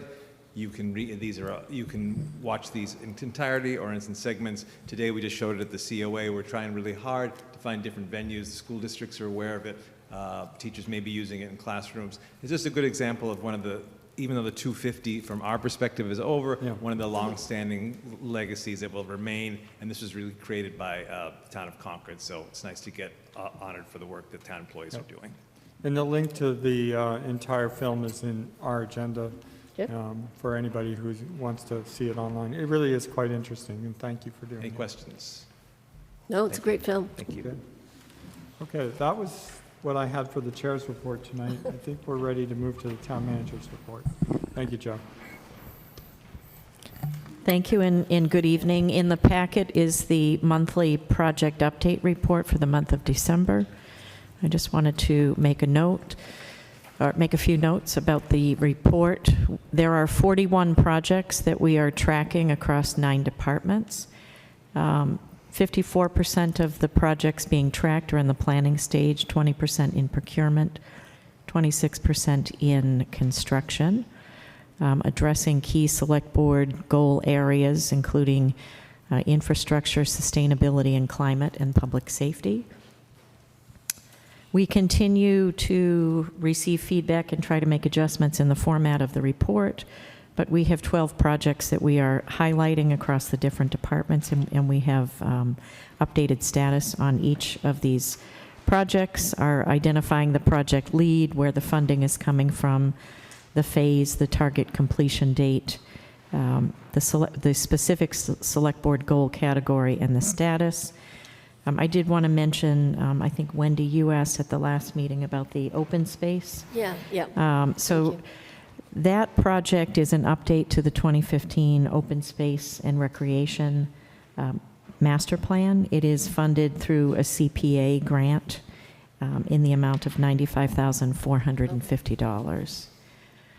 I wanted to also note we've been doing very well in grants and receiving funds from other sources, and I know we're not making the kind of progress that the select board would like to see on pilots, on the pilot program, but I wanted to note some of our larger grants that have come in. Last week we received notice of an award of $125,000 for a municipal ADA grant. This will focus on digital accessibility and program accessibility. This is probably the second time that we have applied for this in the last several years. The grant was pulled together by Assistant Town Manager Jess Porter and the Commission on Disability, and successful again, so that was very exciting. We are also participating, and I know this board knows, but I'll mention it for the public's or just to bring some additional visibility to this. The town is participating in several PFAS settlements, and we are starting to receive funding as a result of that. So this past week, we received our first payment in the DuPont PWS water system settlement, again, PFAS class action. The first payment net of legal fees was $123,661.36. The town has also received a payment from the 3M PFAS settlement in the amount of $562,279.70. And we have an estimate on the third, which is the Tyco BASF settlement of $114,500. So we're at about $750,000 in settlement fees. This is something that the town agreed to participate in. There was some legwork as a result of that, but we're pleased to see the funds coming in. We do expect some additional funding from that first one, the DuPont settlement, and I've reached out to the law firm that we're working with to get an estimate, but it is not out of the realm of possibility that in total we would receive $1 million or more in funding from that settlement. So Carrie, where does that money go? Like, where does it, so is the, it designated for something, or? this will all come into the Water Enterprise Fund and be used for water treatment projects. So, you know, we have been pretty successful over time receiving grants. I think one of the things that we've been maybe less successful with is just publicizing that. So one idea that we have is to put a grant tracker, a little widget on the front page of the website, and the ability to drill into that so people can become more familiar if they're interested in all of the additional funds that we receive through grants and other sources. I did want to mention that the latest edition of Concord Currents has come out. We also received a Safe Routes to School grant for some improvements that we will make to the travel route to the Alcott School. And I think the other thing that I wanted to mention that we have an effective governance workshop sponsored by the town clerk's office this Saturday, December 13th. At 8:30 a.m. here at the townhouse. There is also a newsletter that the town clerk's office is putting out on effective governance, and the second issue of that was just released. And I also wanted to mention that our latest edition of Civic Concord, the Deputy Town Manager's podcast, is out, and this edition is on the Stormwater Enterprise Fund fee, stormwater fees. So those are the things that I wanted to mention to you this evening.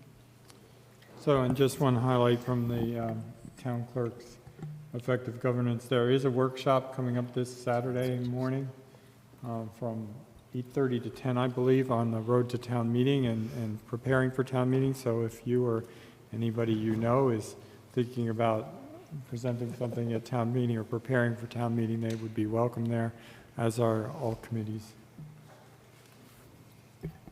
So I just had a question for Carrie on the project list, and maybe I should have asked this earlier.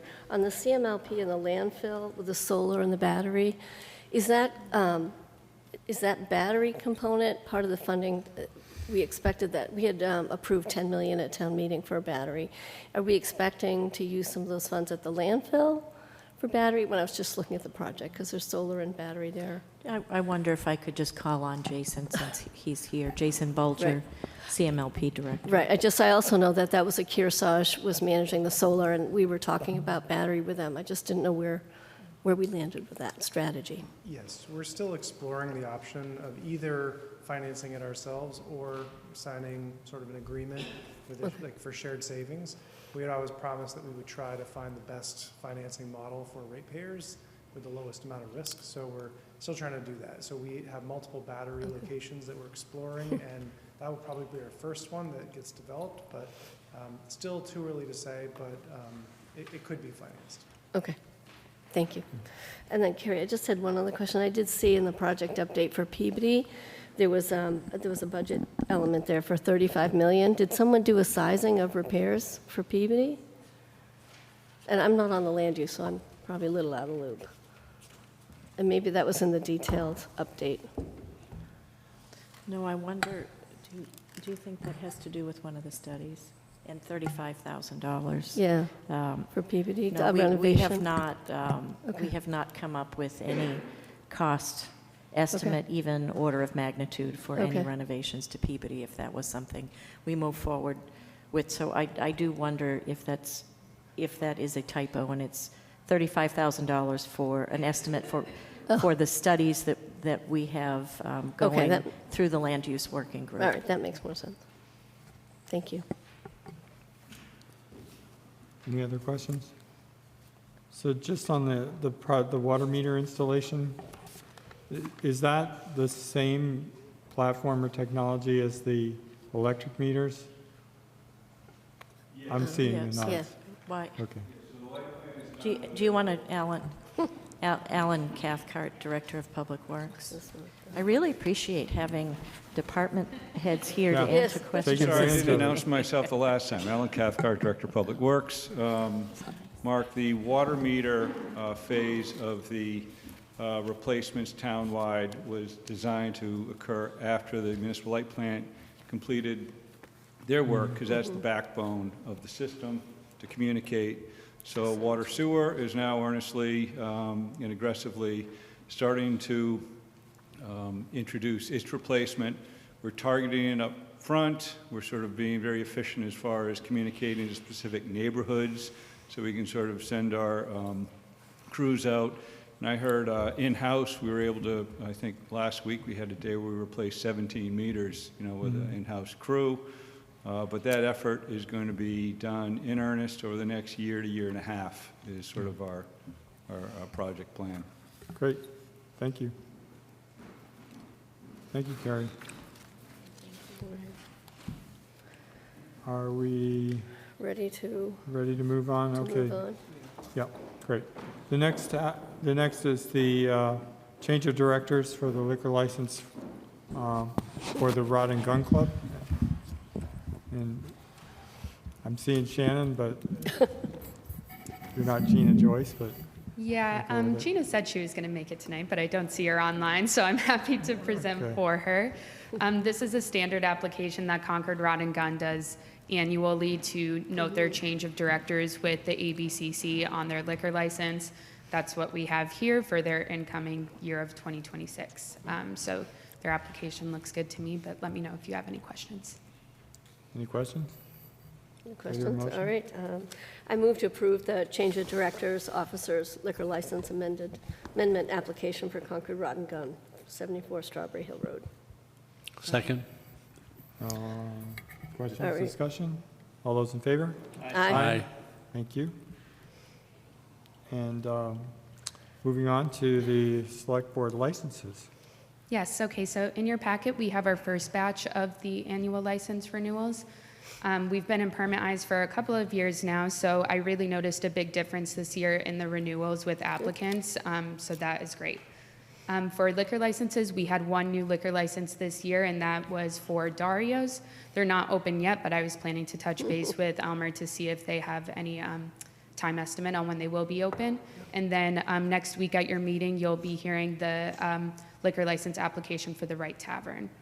And then we had 4 new common victualler licenses this year, and those were for Chipotle, a new Dunkin' at 794 Elm Street, Eva's Little Kitchen in West Concord, and a Starbucks also at the Elm Street complex. Great. Great. Would you like a motion? Question? Yes, I would. Okay. So I move to approve the select board licenses for 2026 annual renewal for batch 1. Second. All those in favor? Aye. It's great to see some new operations taking place Yeah. in the town, actually. Thank you, Shannon. Yes, and also I just would like to add Kristen has been working with me on this, and that has been great and such a help. Try to smile.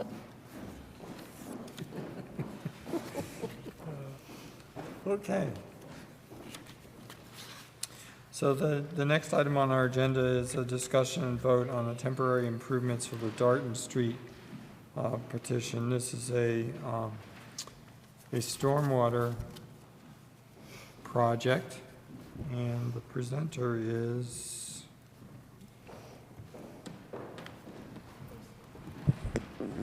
Alan, It's Alan. are you presenting Alan? the petition? You want to talk about Darton Street? Thanks.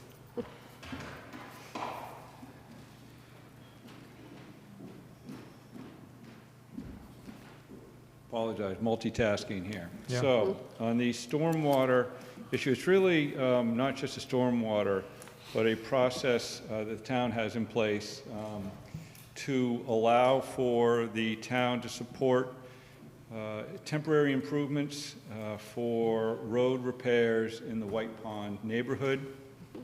This is an interesting case, and the situation here is, along with the roads, as you hear, we have also, stormwater, issues. Anytime we do a roads program, we look at stormwater runoff management to try and maximize and preserve the integrity of the road if we're going to do this work. If you don't manage the stormwater, you can end up with a less than desirable long-term outcome. In this particular area, there was a chronic and kind of long-standing issue with stormwater that was contributing to the deterioration of this private way. The abutters had petitioned the Public Works Commission using this particular mechanism, the bylaw, to address and get support for a design that included considerable stormwater management.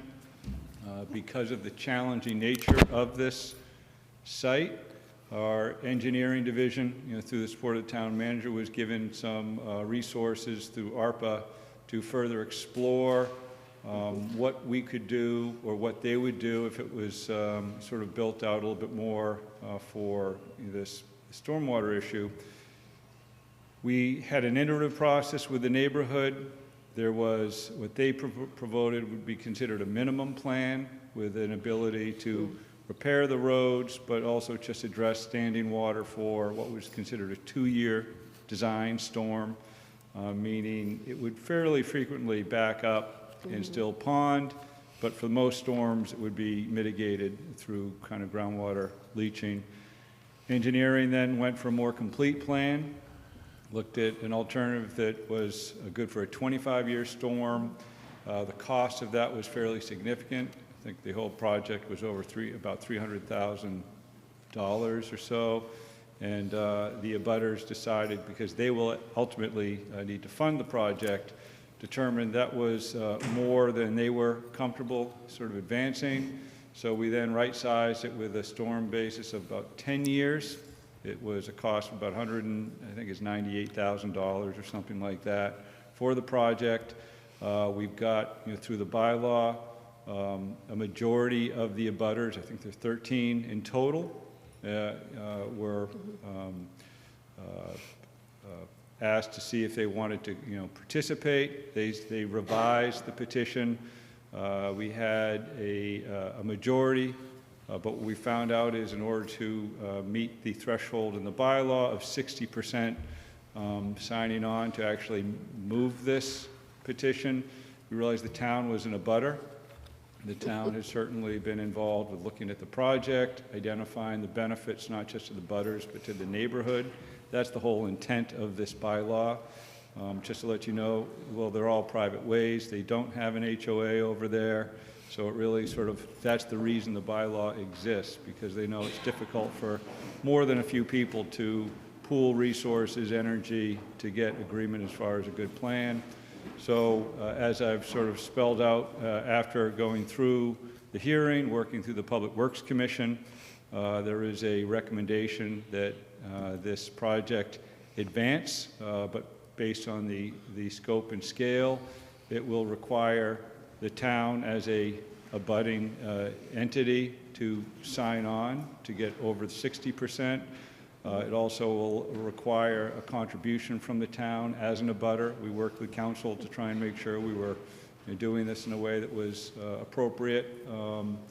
Given the value, $198,000, we are recommending a borrowing request, and the abutters will have the option of paying up front, lump sum, or if they want to participate in sort of I think we're looking at a 10-year term for borrowing. Those details will work out with our council to get a betterment agreement in place, put on the agenda for town meeting an article that would allow us to use the town finance tool to support the project and advance it. So I gave you a copy of the petition in your packet, provided an overview. I'm here to answer any questions that you might have.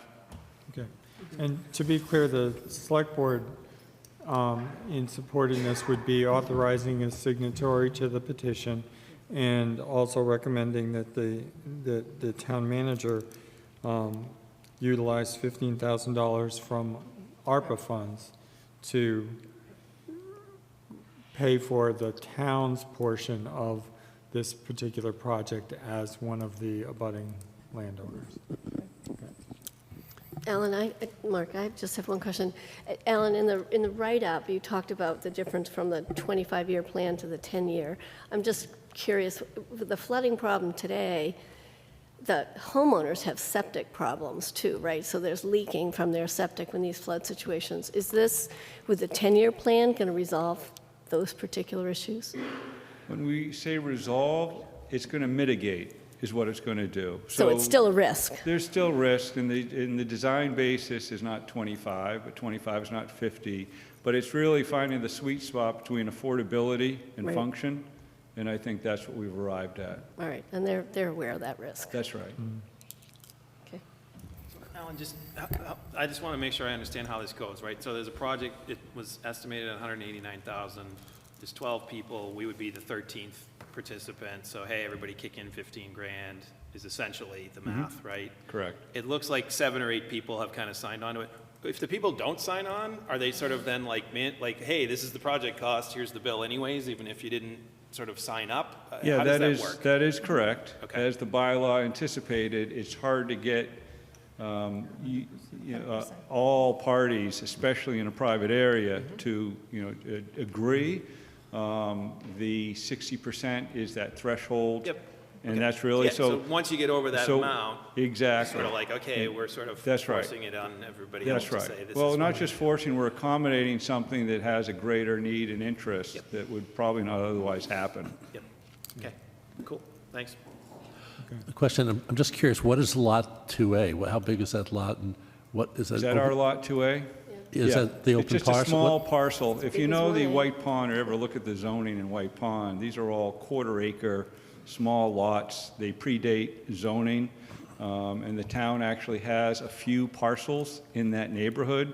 I can't tell you why the town has them, but, they are under our ownership, and so it's as an abutter. And again, this is something which, with private ways, we've done a lot of research statewide, how communities deal with these things. And they literally are these orphan roads and streets where it's hard to have a collective agreement as to any time there's a need for improvements or repair, replacement. And it's our understanding that statewide municipalities will contribute and participate if they have, if they're an owner that fronts the project. Do you know if these are buildable lots that the town owns? They're not technically a buildable lot based on its size, but Paul, I don't know, other than we don't have a plan to build on that lot. Well, I'm not, yeah, wasn't asking that. I assume all the residents are on septic here? That's right, all residents in that neighborhood are on Does septic. the septic systems impact the design here at all? No, again, to mitigate with the increased stormwater and standing water in that particular, it's on the corner of Darton and Dutton streets. I'm sorry, Dover and Darton, excuse me. There's another project with Dutton. It's historically you'll have standing water, and the standing water obviously is in an area where there are shallow septic systems, and so there is that potential cross-contamination, and I think that's the intent of trying to get the water to percolate into the ground quickly. So what we're doing is adding infrastructure, which is 4 catch basins, tying them into a stormwater system that will leach like a large leaching field, but under the private ways. The 25-year storm had the stormwater daylighting to a depressed area, but that was where the cost of the project became a little bit more than what the benefit was, at least perceived by So the part of the neighborhood. benefit here is mitigation against It's any septic? mitigation, public health, as Yeah, well okay. as just Got sort it. of restoring the road. Those are the two primary drivers. Thank you. Who cleans out the catch basins? They will be privately owned and maintained. And would the town be expected to be assessed as one of the abutters for that cost? That's a good question. Okay. I think we probably will now. It's a small lot. Yeah, it's a small lot, okay. All Thank you. right. All right, do I hear a Ready for motion? motion? Yeah. Yes. So I move to authorize the town manager to sign a petition to utilize $15,000 from ARPA funding, from stormwater funding for the Darton Street Improvement Project. Second that. Any further questions? All those in favor? Aye. Aye. Thank you. Thank you. Thanks. Okay. Mimi for another bench.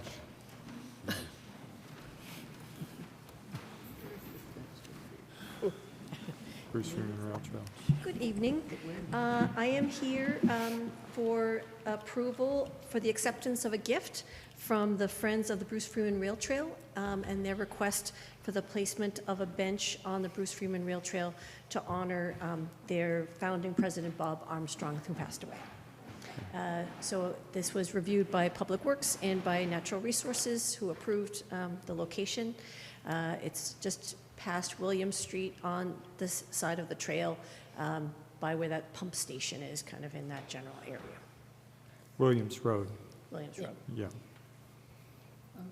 Yeah. Is this the one that when you presented the last bench, there was going to be one here and we were asked to wait on that bench? Is this now that bench? I've got a lot of benches in play. at Yeah, the no, moment, so I'm not there was sure. one that, there was a possible path up to the middle school, and it was a Oh, bench. that's a missed. different bench situation. Different bench, okay, sorry. Different bench. That Well, one's, they're all good benches. we could still They're all eagerly good. anticipate that one. Right. Okay. All right, are we ready Yes. for a motion? Okay, I move to approve a bench in memory of Bob Armstrong to be located on the Bruce Freeman Rail Trail. All those in favor? Aye. Thank you. Thank you, and we accept that gift with Yeah, so it's also, gratitude. I should, yes. Yeah. Yeah. Maybe finish the motion. Yeah, acceptance of, I'll finish the motion. Acceptance of gift of Friends of Bruce Freeman Rail Trail in the amount of $1,200, placement of the bench and naming of town property. Okay, let's try that again. All those Okay. in favor? Aye. Sorry, that's Did what I get a happens when it second? splits. I'm really. Paul seconded? Did I? Second, Okay, yes, I one more second. time. Read the You've whole read- thing. You've Okay. read the motion. Can I have a second? Second. All those in favor? Aye. Aye. Thank you. Sorry, All that right. was in two parts. We'll get it right. I think we've done this before. Next. Teamwork. So my next presentation is for provisional approval, which is basically sort of approving as a concept, a set of Black heritage signs. So as folks know, that there is a public art process that I've been piloting for the last couple of years. Isn't this a public hearing? No, it's not. Never mind, No. sorry. It was listed as a public hearing. It's listed as a public hearing, but it's not. No, It was listed in a That's- previous version as a public hearing. isn't that the Comcast?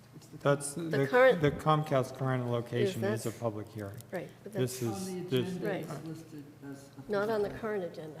yeah, I think what happened was the Oh, public hearing. Okay, it's not a public. It's the Okay. the next item is Sorry. Right. Sorry.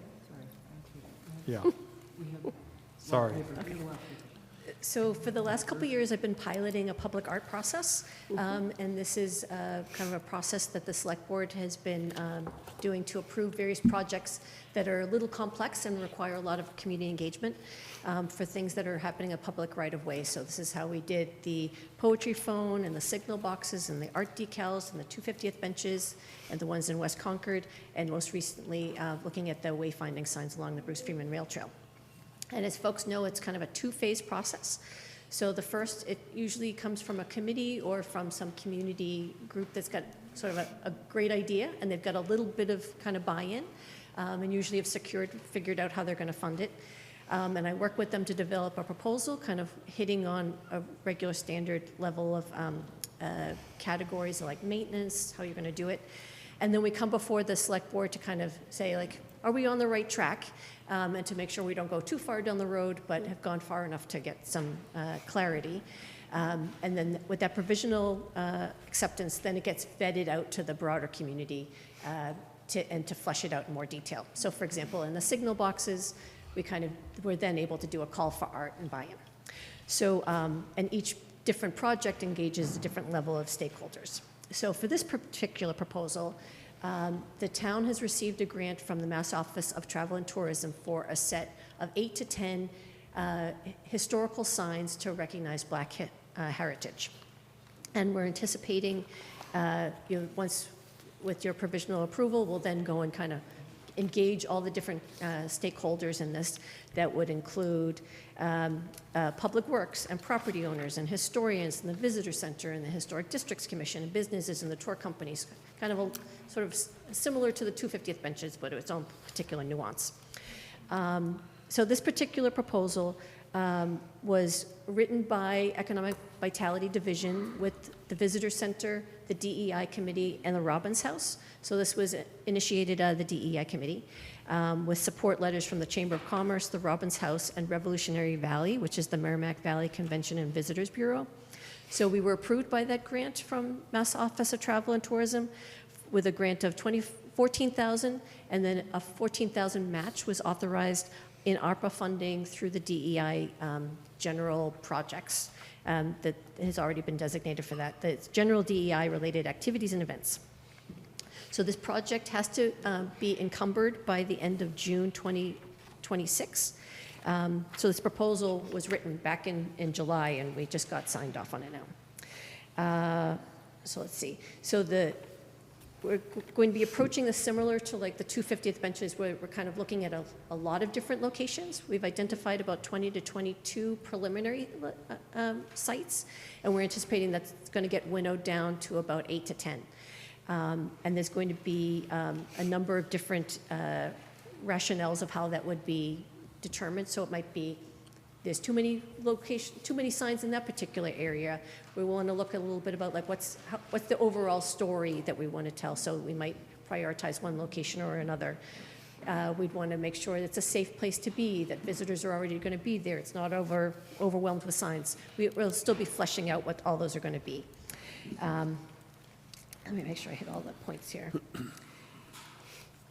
So we're kind of looking at sort of the role of historic markers in this case. So we're sort of looking at what have been some of the select board goals and the DEI goals and other committees, sort of looking at how to expand understanding of the Concord story, untold histories. In terms of for economic vitality, we're really looking at expanding the identity of Concord, recognizing that there's a bigger story around our both revolutionary history and in terms of abolition. And looking in terms of expanding for visitors. So part about being a more welcoming and accessible community is about both being physically and emotionally welcoming to folks and advancing the pedestrian movement. So I know that some folks have been kind of concerned about some of the other past historical markers that have been here. And this particular public art process seeks to remedy some of the challenges that we ran into before, where as part of the placement and part of this process with the approval of the select board, it is very clear on the ownership of the signs, the purpose that they're there, the powers to remove them, to dispose of them, really prioritizing the role of the select board to advance that. And in terms of part of why my role, I'm kind of taking a more active role in this particular initiative, even though it's kind of coming out of the DEI committee, is recognizing the role of Black heritage on the visitor-based economy. So I have a couple quick stats for folks. U.S. Black travelers are a $145 billion market.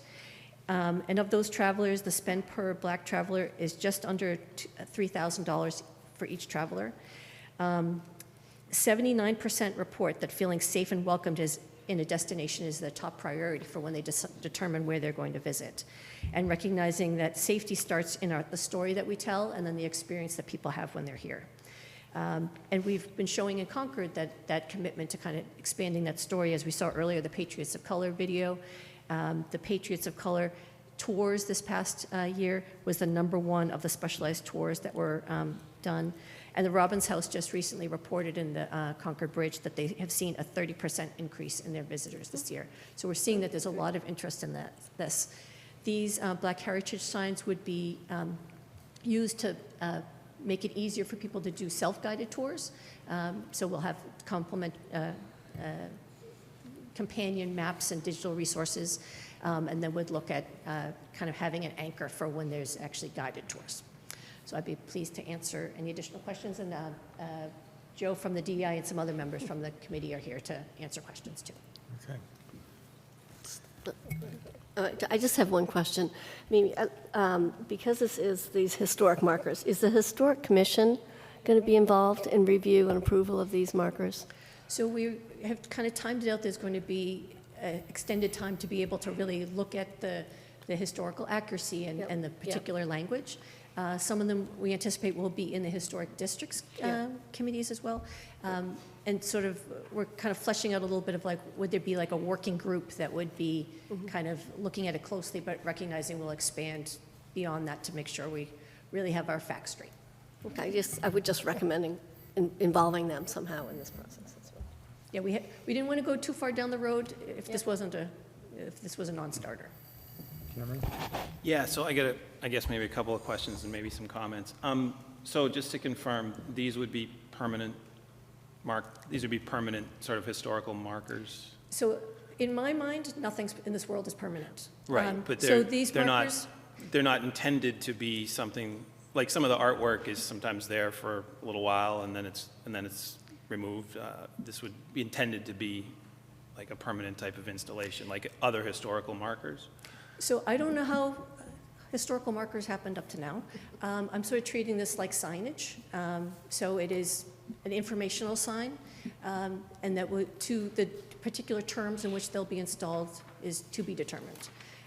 How up to now any of the projects approved through this process, it's been clear that the select board can remove those items at any time for any reason, whenever they want to. Usually there's a specific time frame of how long they're intended to be there. So for example, the 250th benches had a term of 2 or 3 years. Some of the other artworks had specific end dates. So we'll be working that out as part of this. Maybe folks would want to have a longer time period. So for example, the Freedom Silhouette benches had a specific end date with renewal terms. So every 6 months I go back before the HDC for them to reapprove the bench to stay in that place. Yeah, so just maybe so thank you, that's helpful. And just maybe sort of a more general comment. Obviously here in Concord, there's a lot of history, right? And, this is not the first time that there's been some discussion around historical markers, right? I think we can all recall, I don't know the exact time frame, but a year and a half or so ago, when there was a lot of debate about historical markers and actually removing some of them for maintenance, right? Which they're still being maintained, I suppose. So like historical markers is kind of a big thing here around town. And so I guess I'm just pretty concerned about the process here. So, because I've gone around and talked to folks, so for example, while this is talking about economic vitality, there's been no discussion with the Economic Vitality Committee. While this is discussion about history, there's been no discussion with the Historic District Commission. Nobody can find anything that it's actually been on a DEI committee meeting or agenda. And here we are sort of, at the end of a meeting putting 5 minutes on this to say, let's approve 10 permanent historical markers, when there really hasn't been sort of discussion around, how that's happening and why it's happening. So I guess I'm just really concerned that this is sort of a backward process of like, hey, let's go ahead and sort of, kind of approve this concept and then you have to do it. When in fact, it should be something that's far more comprehensive, inclusive of all these other folks, and that really sort of ties back to kind of the whole historical marker thing with, I think as a select board, I wasn't on the select board back then, but said, hey, we're really going to need to re-examine this and come up with some more consistent policies and procedures. So a couple things. I did present this proposal at the last Economic Vitality Committee meeting because we only got the grant approved last month. And I this is a project of the division rather than the committee. It's not one of the kind of initiatives out of the committee. So as I said, that this grant was written way back in June. It was due over 4th of July. So I don't know in terms of like when it came up in earlier committees. It's one of these like long lead time kind of projects. I recognize there needs to be a lot of engagement for any kind of thing in the public right of way. And so this is not to approve anything. This is just to allow us to start the conversations. Basically, this public art process is really meant to start with the select board and end with the select board. So this is just kind of opening up for us to go and start those conversations. And then, but with all due respect, this isn't just to start the conversation. This is to approve money. So with all due respect, this isn't starting the conversation on what is it that we're doing with historic markers, what are the types of things that we want to talk about and represent in the town. This is, I want you to approve something that's for a very specific usage that is absent that broader conversation. So just with all due respect, I think that is actually what's no, because the money presented. isn't spent until the select board authorizes it to be built and installed. So the cash that's related to this is for making the signs. So we would be So why don't we coming go up do and the work and figure out what it is we want to do as a town and collectively be inclusive of all these other people before we decide where we're going to go spend the money? But I'm not going to spend the money until I'm going to be coming back to the select board and say, these are exactly the spaces where we want to be. This is the approval by those different property owners, whether that's Public Works, HDC, property owners. This is what the sign looks like. Can I spend that money? So right now it's just saying I've identified that the funds exist, but we haven't actually got the cash in hand from Mott, or actually I haven't kind of designated that I've got showing that the funds exist. If the, we So move you to have, select so it. you've done a study that says, here are all the potential historical markers that we could put up across town. Some might represent Black heritage, some might represent other races or ethnicities, some might represent different types of things that are going on in the town. And we've met with all of these different committees, and we've decided that the place that the town of Concord wants to allocate its historical markers towards is this effort. And so therefore, that's why we should be spending this money and guiding it directly to this place. And we've sort of kind of collectively put our heads together, and sort of the vote is we're gonna put historical markers for this stuff. We're not gonna do it for anything else. So, Mimi, I guess I would add, I feel like you have explained what the concept is, and maybe it would be better for the board to talk about what is next rather than to have this put forward. I'm going to just clarify that this is, the conversation that we're having is about potentially accepting grant money. So a grant application was written. Generally speaking, we're in favor of getting grant applications. When you write grant applications, they tend to need to be written against the requirements of the grantee, the grantor rather, who may have parameters or not. So what we've seen is that the initiative from the Economic Vitality Division was to seek some funding that could be used for a marker program, and this is the concept of the marker program. And like the public art programs that we've also seen, or the bench placement, this is the things that could possibly be done. So she's seeking some direction here, directional approval that would later be followed up by specifics. And as we noted, some of these markers may be proposed in historic districts, in which case the HDC would have some jurisdiction there. Others may be in other parts of town where they're outside of that control. But I do think that there is something of a difference here in the sense that the timing for how long, as you pointed out, they're going to be in place might differ. And there is, at least in my mind, some linkage to how are we being really careful about making sure that we are doing things in a historically authentic way, and allowing for that process. It's not lost on me that the tercentenary markers that were removed also were from the Massachusetts Department of Travel and Tourism back in the 1930s, and they didn't have the program around them. So at this stage of the game, the Department of Transportation and Tourism no longer claims they own them. They say towns can do with them what they will. So I think we quite rightly want to examine the process and make sure that we've done our diligence here, and I think this is the beginning of a conversation about it, rather than the authorization to just go forward. The next thing you know, somebody's putting a marker in. I do have a process question.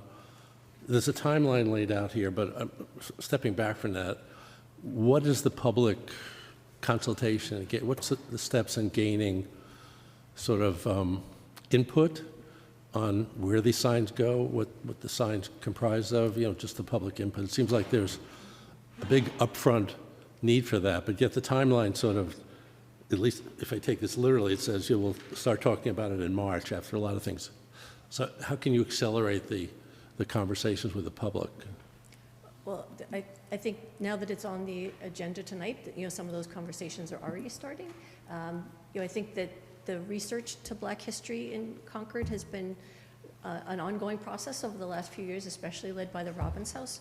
So we'll be, with such a short timeline, we're not going to be able to jumpstart lots of history. So we've got those 22 sites to start on, so we'll probably prioritize those first. And so I'll be looking at who are the property owners, kind of vetting that out, and probably getting the steering committee together to figure out who to I was thinking of something a little bit more upfront to kind of get the community really on board with this. I know you've done a lot of research, you probably know where you want these signs, but stepping back and getting input on that, just to confirm that this is what the community wants and get that input, you might adjust this a little bit. So I would counsel you to kind of step back and get some of that community input, even if you might think it's redundant, but I think it's important to get the buy-in. I would put that community engagement pretty broadly up front on here, not to slow it down, but to make sure that you don't have blowback later on. I think there are a lot of sensitivities on anytime there's something in the public right-of-way, and especially in terms of signage. So I think sort of part of the impetus to move forward with this is showing that there is a lot of interest in Black history in particular at this time period in this town, building on some of the work that's been done the last couple of years. I'm not doubting that, but I'm just... So I think that I'm kind of, but in terms of like the community interest, I'm seeing that is one that sort of provides me a lot of encouragement that the people will be supportive of the signs. And I think you're right, we're going to start more of those conversations. You're inferring a lot of information which is probably accurate, but I'm just saying confirm that with setting out a wider communication here up front. Sorry, is there a date by which we have to approve this grant? So the grant deadline, so basically we have to encumber the funds by the end of June. The timeline is we'd need to know the locations, the specifics, design of the signs, so know how many, kind of who's going to build them, that kind of thing by the end of June. They don't have to be installed by then, but we don't have to. I mean, what I'm saying is, let's say we didn't approve this tonight, we could approve it a month later. We could approve it 2 months later. So that just shifts a little bit of like where the conversations are going to happen. So if we want the conversations about the signs to stay centered in the select board for now, we can do that. And hearing Paul's thing of like how to facilitate those conversations, we can kind of have this steering committee.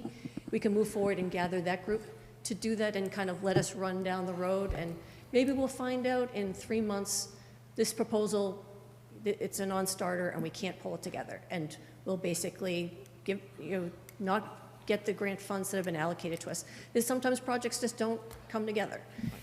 So that might be what happens. It really depends on, does the select board want to stay hashing that, or do you want to give the DEI committee and this group to kind of run to kind of do it as a separate process, whatever kind of feels more manageable. Well, I wanna make who's a running that comment. process? Can I- Let me hear from Mary. Go ahead. I want to make a comment about some of the things we're asking for historical accuracy. And what we're talking about is representing people who haven't had a voice and don't have a thorough written history. So restricting the placement of this or this project to making sure that we're historically accurate is basically saying it's almost too high a bar, too hard to do, because these people don't have a voice yet. And that's what we're trying to do. And we might put, one of the things that we thought about when we voted to take the signs down is we maybe put a sign next to it that said, this is what the people in 1930 thought, right? Well, maybe this is what the people now thought. And we might find out later on that, oh, we missed something. So I don't want historical accuracy to be something that disqualifies us making this statement. Paul? I don't want to pick the process apart, but tell me who's going to lead the process? Is it the DI Commission, Economic Vitality? Is it your steering committee? Is there some formal group that I or any person could contact for input? We're still kind of hashing Okay. what that's going to look like. Right now, this is like, as I said, the beginning of the process about what's going to be a way of managing it. I think it was initiated kind of this cohort of a couple staff and Robin's House and DEI, and we're going to figure out what's a practical way to approach it. As I mentioned, there's been some preliminary research, so it's not like it's some stories that Concord is already telling about Black heritage that we're sort of trying to have a physical manifestation in the public right away so people can see it. Well, that'd be important, like who to contact. I know you haven't done that You yet, can but- contact me. I would, Or the DEI committee. I would encourage people to look at the list of sites that's actually proposed. I mean, most of them are either a house, a place, or a grave. I mean, I for one see some differences between this and the sort of interpretive nature of some of those other signs that were much more problematic because they seem to infer the motives and the state of mind of some of the people that were referred to in this, where these are basically saying, well, Frederick Douglass did in fact speak at the First Parish Universalist Meeting House, and that's a well-documented historical event. So I applaud the fact that these are quite fact-based. I assume there'd be some supporting information which would need to be done. I think that I want to take a sense of the board, but I think that it's time to engage with this conversation. I think it's time to actually re-engage with the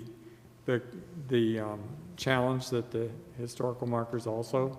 So I would encourage the team that's working on this to consider it in that context and see whether in this process we can also bring together some of the groups that we were looking to bring together before around the tercentenary markers, which was, the Historical Commission, the Historic Districts Commission, around trying to figure out how to grapple with some of the places where we do find inaccuracies. Because if we can come up with a way of both marking our history and then actually correcting it when we find that it may have been misrepresented in some way in the future, I think we lay a good groundwork for the future of our community. So on that basis, if the board is comfortable, I'd like to ask staff to design a process, and we'll be returning to this subject probably frequently over the next 6 months. Yeah, so Mark, I think you make some really good points. I think, for me, so let me just be clear. I'm not against this, Black heritage historical markers per se, right? I'm not against that.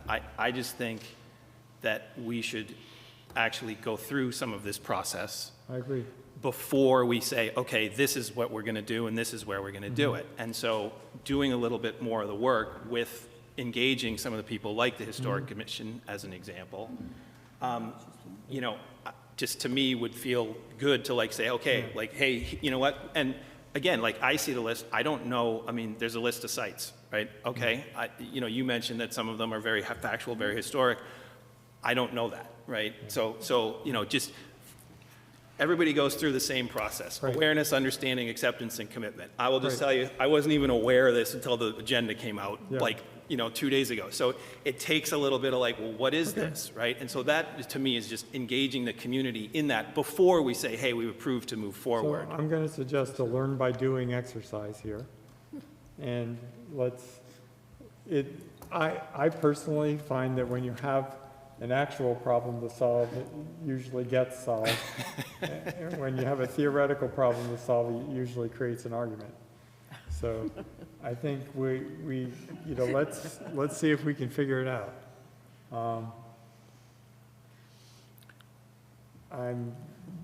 You don't need a vote tonight. I don't think, have you received enough feedback? So what I'm hearing is that the select board would like us to start some conversations and would like to be part of kind of the process as this project develops. Yes.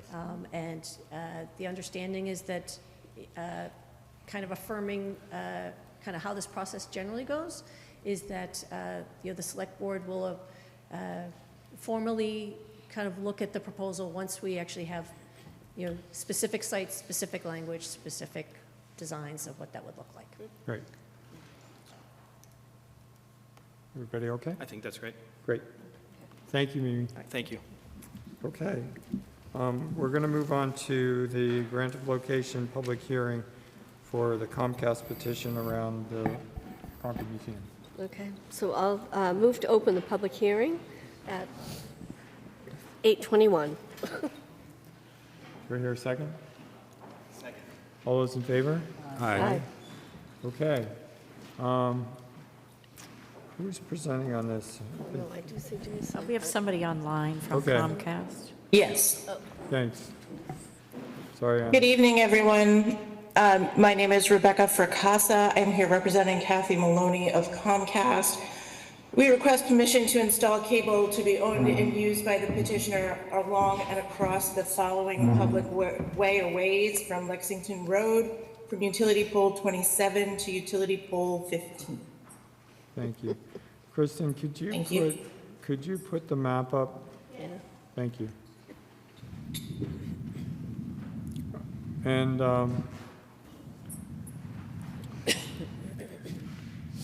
Ms. Francasa, are you aware of the conditions that were specified in the memo from, I think it's November 17th?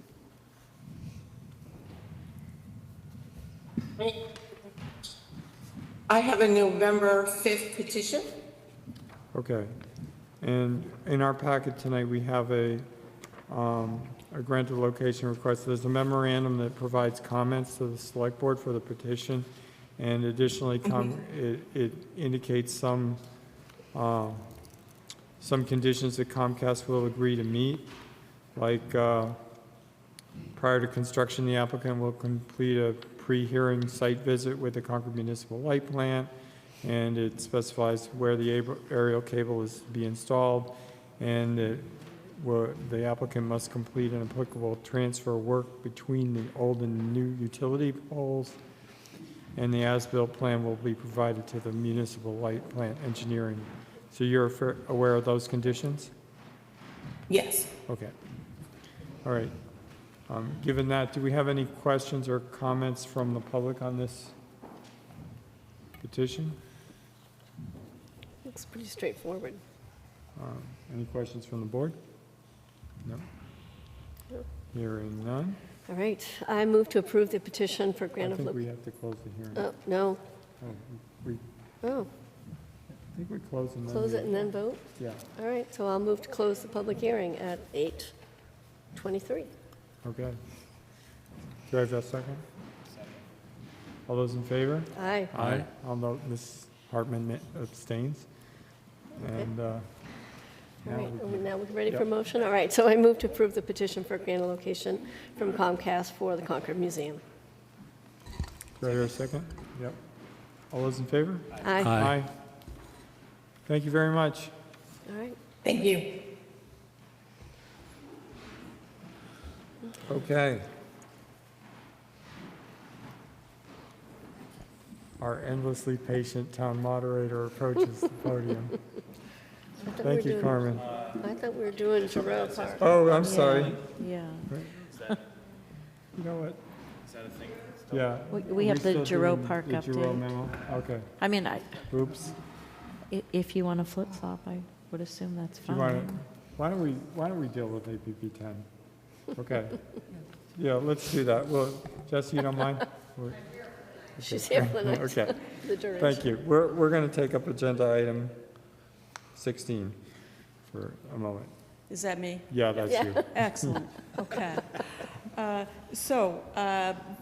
Carmen Reese, Town Moderator, and I'm delighted to be on your agenda to talk with you about the amendments that the board made to APP 10 in August of this year, and specifically, one of the amendments added the town moderator as an appointment, as one of the appointing authorities enacting APP 10, or adopting it, I should say, and added the finance committee as one of the committees subject to APP 10. I was not aware of any of that happening, and there are a number of reasons why it's not a great idea to have the moderator and the finance committee in APP 10. To start with, we have kind of a basic separation of powers issue where town meeting and the moderator and the finance committee are in essence the legislative branch of town government, and the town manager and the select board are the executive branch. And so you have, and all of your boards and committees that you appoint are part of the executive branch, and town meeting really owns the finance committee. The finance committee is really part of town meeting. So there should be separate procedures that apply to those separate categories of committees. I would note that there are a number of ways in which APP 10 is actually inconsistent with the charter and the finance committee bylaw as well, and so the whole thing would really have to be rewritten to make it work for the finance committee in any event. My understanding is that the motivation behind including the finance committee and the moderator in APP 10 was just a desire to have greater transparency for the public in terms of what the appointment policies are for our boards and committees in town. What seems to me to be a very reasonable goal. And the same appointment policies have been followed by all the moderators that have been moderator in the 40 years that I've been in town. So I did make the effort to write those policies down. And I have given them to the finance department and the finance committee. And I did review them with prior moderators who are still around, as well as the finance committee, before finalizing those. So you have a copy of the moderator's policy for appointing members of the finance committee in your packet. And it was brought to my attention that I think I gave you the wrong version of APP 10 with suggested changes in it, but I don't think it matters because I think the only changes are in the first paragraph, and those would be to remove and the town and town moderator from that paragraph. And I don't believe the finance committee is specifically referenced anywhere in APP 10. So it's just a question of taking that reference out I in think the beginning. The new first line would read, the select board and town manager appointing authority or appointing authorities have adopted. Precisely. So striking the words and town moderator and inserting and between select board and town. Okay.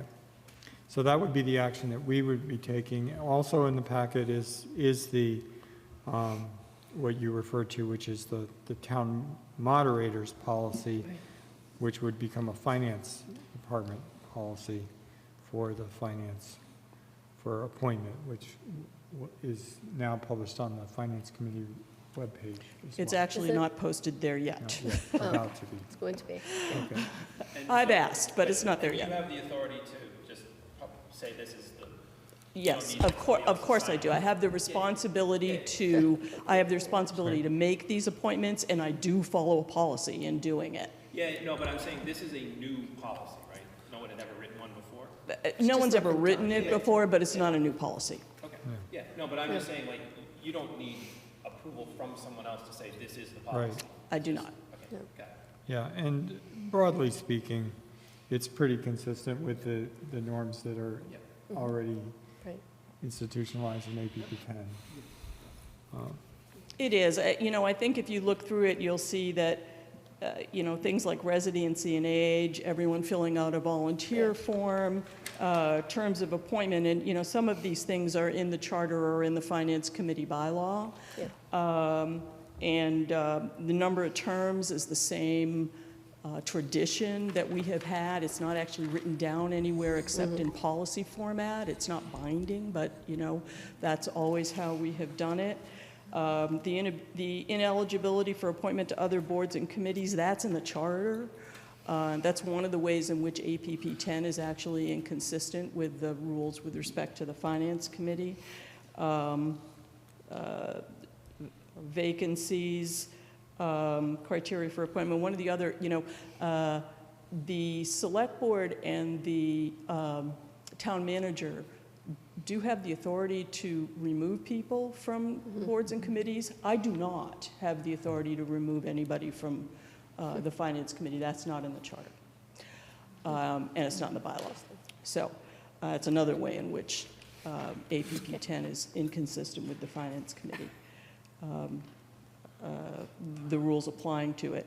And then the identification of candidates for appointment, it's really very similar to what the select board and the town manager do in terms of, culling from a lot of places, from the volunteer cards, but also from the committee itself and from word of mouth from town staff, et cetera, with an eye toward what the Finance Committee needs. It is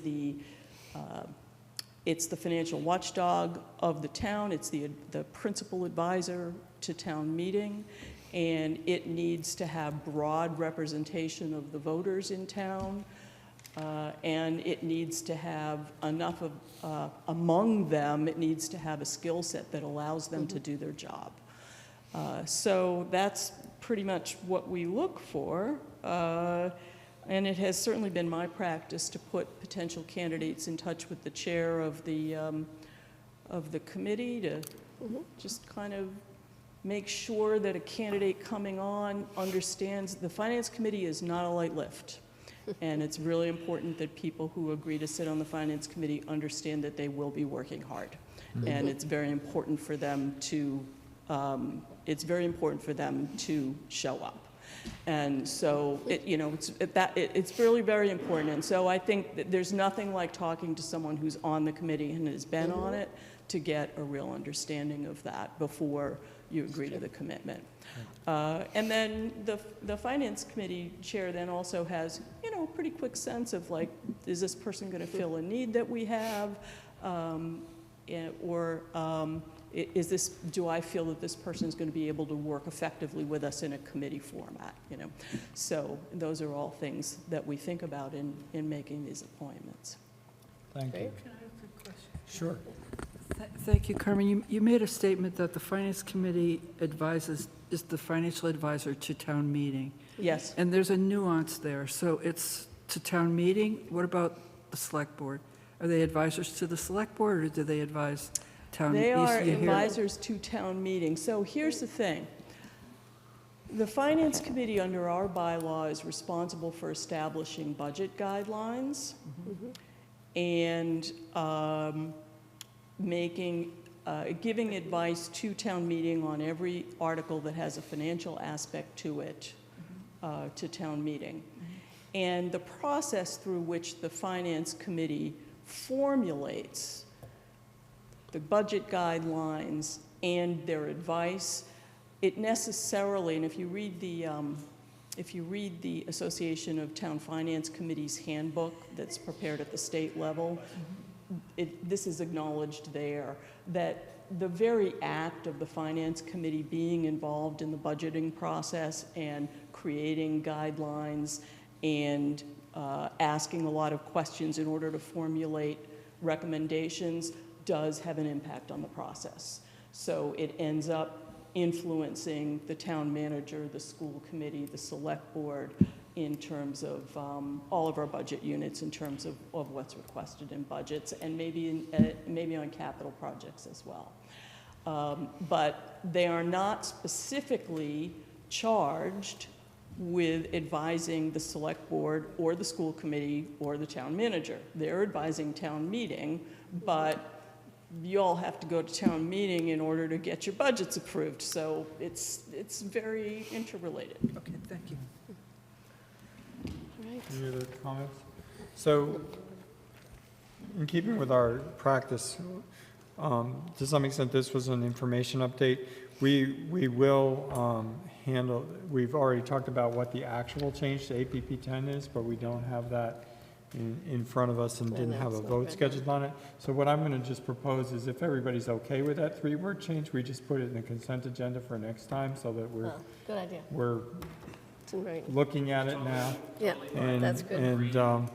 And making that change. And thank you, Carmen, for bringing that to our attention, because it was a little bit of an executive overreach, and we wouldn't want to be accused of that. Hey, Mark. And while we're on the subject Yeah. of APP 10, I hate to... Yeah, Sure. it's okay, we're all on the same page. Go ahead. Sorry, go ahead. May I just add one other topic? This isn't on your agenda, but I'm going to ask you to put it on a future sure. agenda.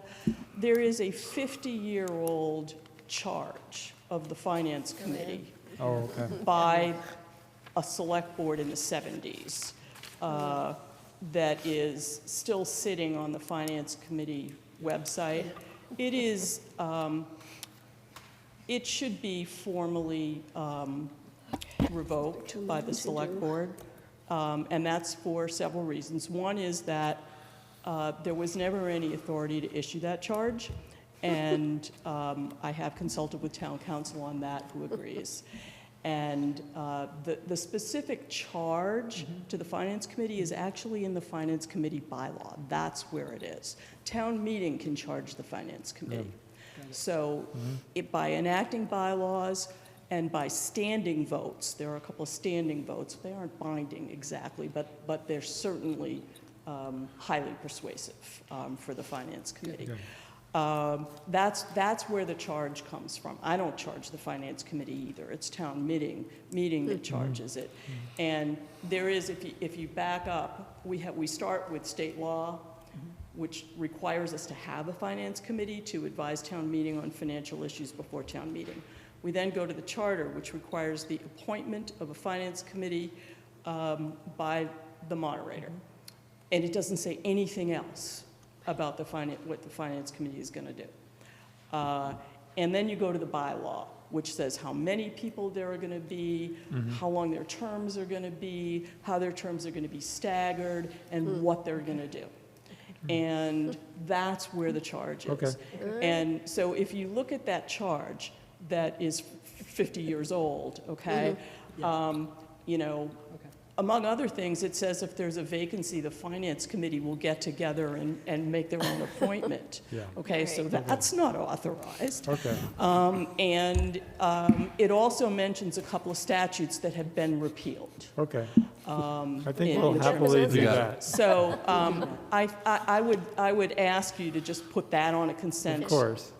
agenda too for a future Makes meeting. sense. Thank you very much. Thank you. So Cameron, were you going to throw a monkey wrench into the Not a monkey wrench, APP? just, again, just a... No, I was going to. Go ahead, Paul. No, I think there are a couple of things that we should think about with APP 10. I don't want to deliberate them now. One is there's no mention of associate members in there. Yeah. The other one, which came into sharp focus over the past few days, is if you look at APP 10, it talks about appointments and volunteer cards. It's not explicit about communication with the volunteers. So if there's 6 volunteers for 2 positions, what happens to the other 4? The communication part of that I think we need to think about, because I think it's not the first time that I've heard that people said, I submitted a volunteer card, I never heard anything. That's not exactly the case with some recent issues, but I think we need to look into that paragraph to just say what happens to the volunteers and how they communicate with. Okay, thank you. That's, both of those are fair points. I'm still going to submit an administrative amendment that handles this specific issue. And we'll schedule those 2, which will take us more time at a later time. Okay, great.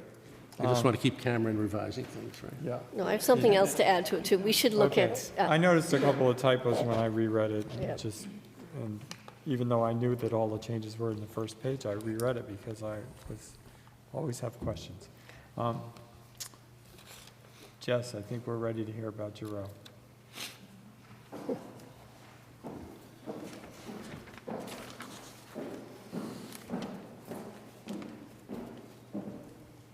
Good evening, Jessica Porter, Assistant Town Manager. So I have before you tonight a memo with some updates and some requests for some general guidance on next steps for Giroux. I'll walk through kind of the key highlights, and then certainly if there's any questions from there, I will attempt to field them. So the first item on there is the benches and tables. So Elisa Sandoval, Director of Community Development, was tasked earlier this year with working with a small staff and citizen group to finalize a plan for new benches and tables to be placed throughout Giroux Park and under the pavilion. We did have some temporary tables and benches out there that Recreation had gotten for us, but there was a strong desire from many in the community to have a more finalized design and some new items there to spend the rest of the Phase 1 funds. So the benches and tables have been ordered. They are movable and will be all located along already developed areas of the park, specifically the walking trails and the pavilion. So this will allow there to be options and availability for any potential future development. So they won't be permanently fixated to the ground. The next item is the ribbon cutting. We had originally talked with trying to do a ribbon cutting and grand opening event this past fall, but we decided to postpone that because we wanted to finish out completely Phase 1, ensure that the park was actually fully open and complete and worthy of a ribbon cutting and grand opening. So we are looking to do something hopefully in the spring. A suggested time would be perhaps on a Friday afternoon around noontime. We would invite various members that have been involved with the project, such as reps from Community Preservation, Rec Commission, some of our elected officials, and also Nancy Sumsky, who is a member of the Giroux family. She'd very much like to be involved with any sort of opening that we do. The idea would be to have some of the attendees offer some remarks, and we would be promoting this event broadly through town social media, as well as the Concord Bridge. The next item we'd be looking for some direction on is a proposal for a monument. Ms. Sumsky has expressed some interest in having a stone monument there in honor of her family. In Appendix A, I've provided a sample, which is actually the monument right out here in the square, is something that she is desiring to have there. I have been in contact with a vendor that was recommended through our cemetery division who can do this type of monument if the desire is there. Current lead times for that is 6 to 8 months roughly once they receive design and the final wording, so this will take some time to put together. They could most likely provide some sort of a schematic design for a display if we do have the ribbon cutting earlier than when the monument is finalized. Ideas for the location would be either near the parking lot at the entrance or possibly something closer to the pavilion. You'll see in the memo I provided a sample of the wording that Ms. Sumsky has suggested, which would reflect her wishes in terms of what she would like that to say. The Select Board, of course, may adopt this text, modify it, or possibly develop an alternative. They may not even feel that there should be a monument there. These are some things that we're looking for some direction on. We could potentially use any remaining Phase 1 funds to pay for this monument. But the other option as well is, given that the town was purchased by the town for a fair market value as opposed to it being donated land for this purpose. Another idea would be to perhaps consider having private donations fund the cost of the monument. And it is my understanding that there are some members that, would certainly be open to that option because the importance of having the monument there to them. The next item is just an overview of the current maintenance and operations. So obviously, once we're officially up and running, ongoing maintenance and operations are going to have to be addressed. This includes primarily lawn and grounds care, cleaning and upkeep of restroom facilities. On that note, we are getting, hopefully this week, another portable seasonal toilet facility. That was a big demand last year, so we've kind of preempted and planned for that now that the existing restrooms have been winterized. Maintenance and repair of the pavilion, maintenance and replacement of benches and tables, trash removal, and of course snow removal. So I worked with Public Works and Facilities, as well as got some input from Recreation on kind of what these current costs look like. That's the spreadsheet that is on the second page of my memo. Right now, it's roughly $55,000, give or take, annual maintenance cost for all of those things, such as cleanup, snow, parking lot, etc. There is some potential for some programming to be done at Giroux Park. Recreation is not currently offering programming there, but they could certainly do so. It would not certainly be on Recreation to fully fund the $55,000 annually. Their programming absolutely would not cover that amount of fee for maintenance. They would make probably very little on doing program there once they factor in a variety of costs and expenses that they have, but they could certainly do some programming there under the pavilion. And the big question that kind of remains outstanding for the board is, whether we want Giroux Park to be primarily a passive recreation area, or if they really want to have it be more active in nature.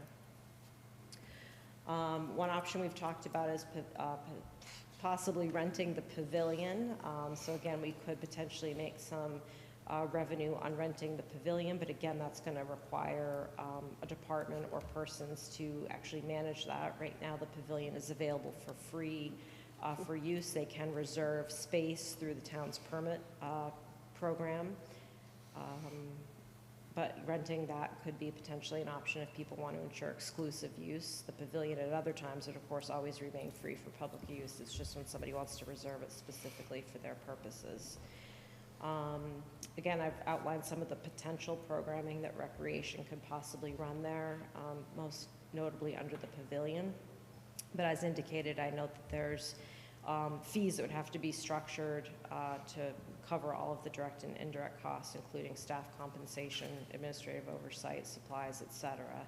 And this would all be part of the bigger cost recovery program that they are going to be working on this year that you heard earlier in the capital presentation. The last other thing out there is phase 2. As Mr. Bowen mentioned earlier, the Rec Commission had received a CPA award to do some initial design work for a fishing pier, an accessible kayak boat launch, and playground. They have put that on hold for now, at least until next fall, as there's some other higher priority initiatives in the queue, and you'll see that there is a copy of the letter from the Commission Chair, Phil Griffiths, to the CPC outlining the reasons for putting that on pause at the moment. So this evening, we're just looking for some guidance and feedback from the Select Board on thoughts around the ribbon cutting and grand opening plan, some guidance and decisions on the monument, and then, again, the bigger question of should Giroux be passive or active, and what you would like to see in terms of that. Thank you, Jess. Questions from the board? Which do you want to discuss first? Yeah, how do you want to do this?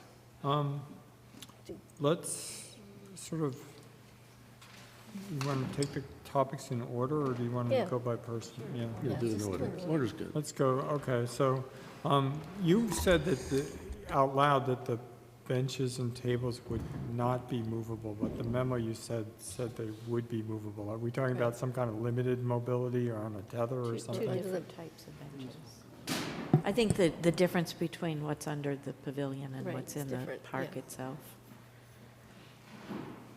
Yes, so I believe the ones under the pavilion obviously could be Yeah. moved around. Could The be other ones moved would be around. more fixed, but not fixed to an extent that once they're in there, like, they can never be moved again. Yeah. But they would be primarily placed along the pathways and existing areas. We wouldn't stick them, for example, like in the middle of kind of the green area where potentially there could be a playground or some other feature there Okay. down the road, because we don't want to be paying to purchase, install, and then remove, that just isn't productive. So you said the funding for the benches and tables comes out of residual Phase 1 money? Yes, Because that was was all pulled out Phase of the 1. original Yes. contract. And you mentioned later on, I don't want to jumpstart the monument discussion. Is there any, how much funding is left out of that Phase 1? That I actually don't have the answer to. I don't know if Elisa is still on or has that number off the top of her head, but she had been the one to work with procuring the benches and the tables. And Ms. It would Laflamme, be I good don't to know if know you have- what's left, what's residual.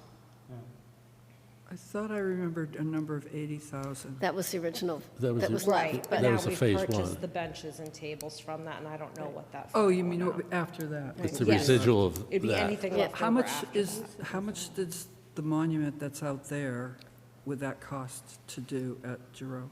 I don't have any pricing information yet, simply because a lot will depend on the size of the Got it. stonework, the size of the plaque, if there's 10 words, if there's 50 words. That's where we need some more information before we can start pinning Got down it. what Okay, thank some you. pricing would actually look like. It's all based on size and number of words. Is there any input you need on the ribbon cutting other than we need it? Yeah, we should definitely proceed. Let's do it. We need to We do should. it. We need to Yeah. celebrate the park. In the spring is nice. Exactly. So it would just be, if you think the Friday afternoon is a good time, if there's some other preferred time, if there's people beyond who I spelled out that you think should be invited. And then if you wanted to wait for the monument to be there, if we actually do a monument, or if we do a monument and you have a photo of what it looks like. But, I feel like we probably should try to do something in the spring if possible, before we have yet another summer season of the park kind of being open without I being think the gate officially is grand opened. get the benches and tables in Right. as soon as possible. Yes, they're on order. Okay. I'm not even sure if they're actually in yet, but obviously we Yeah, don't want to put them and out and then- put them through a winter when we could just wait a few more months and put them out and spare Once them we one know that, extra winter. once we know that they're installed, then we should schedule a grand Yeah. opening. I do see Elisa has her Alyssa? hand up, so I don't know if she Alyssa? has any. Yeah, Oh. Elisa. Hi, yes, so, yeah, there are some remaining funds after the purchase of the benches and tables. We do have to pay for a contractor to put them together and install them, so we are waiting for a final number on that before we know how much is remaining from the Phase 1 funds. There will be some remaining funds, but we don't quite have that number yet until we have the installation costs. And just to note, there is quite a bit of lead time on one of the tables that we selected. So we ordered them a couple of weeks ago, and there's like a 14-week lead time for them to be delivered. So there is a bit of time before they're actually delivered, so we can install them. It's okay, that sounds like spring to me. Yes, and after the winter, which hopefully won't be too harsh. Yeah, okay. Thank you, Lisa.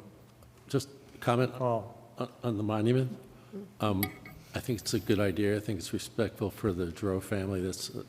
They want that. The question of how to pay for that sounds like we need to defer to see if there's funds left over. If there are funds left over, would that be a logical use of those funds for Phase 1, or would we still be seeking? I'm just asking the rest of the board here.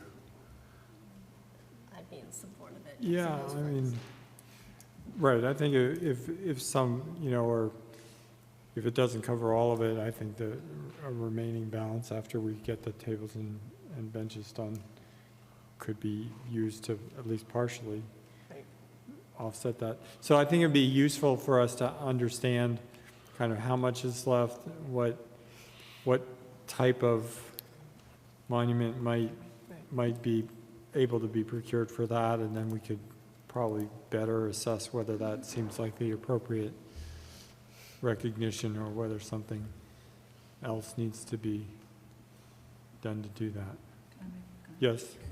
I'm going to probably disagree with my colleagues here. I go to Giroux quite a bit. I think it's beautiful. A large monument, like we're talking, I don't think is appropriate. We need to remember this wasn't a gift to the town. This was bought. We paid, I think, $2.5 million. We've invested another $2.5 million, so we're $5 million into this project. So the town has already contributed quite a bit of money. I do think that a plaque would be appropriate, something discreet as opposed to something very, I don't know, large. And the beauty of the place speaks for itself. So some of the words there, I think, could be shortened because we want to enjoy the park, and that's my opinion. I think a smaller, more discreet plaque would be more appropriate, and the funding, I think, could come from whatever's left over and a combination of private donations. Mary, I've just also agreed that the size of the monument should be more appropriately scaled, I think, for the park itself. So if there's, a plaque is a fine idea as well. I don't have a good idea what that would represent, but smaller scale would be good. Yeah, I was assuming that was style, not actual order of magnitude. Okay, well, yeah, I would agree that I think something a little bit smaller. Can I comment on the use of the park? Yes. So when you use the terms active versus passive, there's a fine line. So passive to me is basically say, let's start the park and mow the lawn and people will enjoy it sitting around. For me, active is enhancing the enjoyment of the park by modest programming. Band concerts in the pavilion, yoga exercises. We may or may not have a fishing pier, but if we do, fishing and boating out of that, so that's the kind of activity that I think we'd limit the park to. I mean, we wouldn't have volleyball courts, or it's not big enough. But I'd be in favor of enhancing the value of the park with some limited programming. Remember, that park is going to be sitting 5 years from now in the middle of a renaissance in that area. There's going to be a lot of housing. Bruce Freeman Rail Trail is going to be very attractive. So I'm just thinking of how to enhance the enjoyment of the park by modest programming. That does make it fully active, but it makes it more useful and more enjoyable than it is now. And to that end, I'm a big fan of the Recreation Department. I've been on the Recreation Commission. I know that the Recreation Director, Lee Jackson, is very innovative and energetic and has done a lot of programming, things that we wouldn't have thought about. She supports the school, she supports the camp. Why she does that? Because the Recreation Department has to pay their way. They have to generate revenues. So I think there's every incentive for her to generate modest revenues with programs that would be enjoyable and acceptable to the public.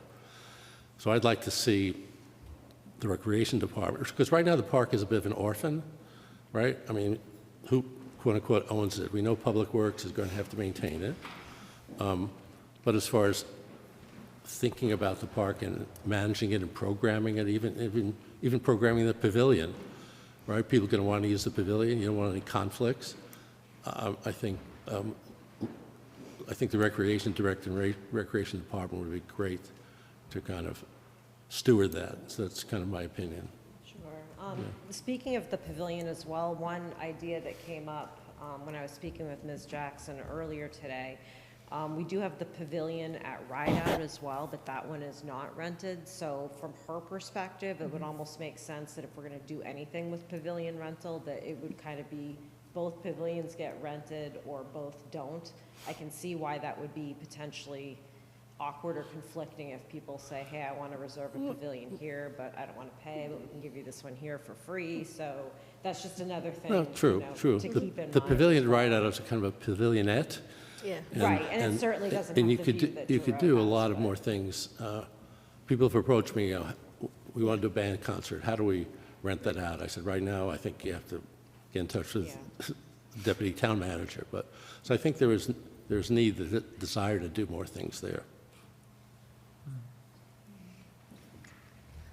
So, Paul, you just went down the line, so I certainly would support the sort of active use of the Giroux Park, as you said, and pavilion rentals is definitely something we should be managing and making available.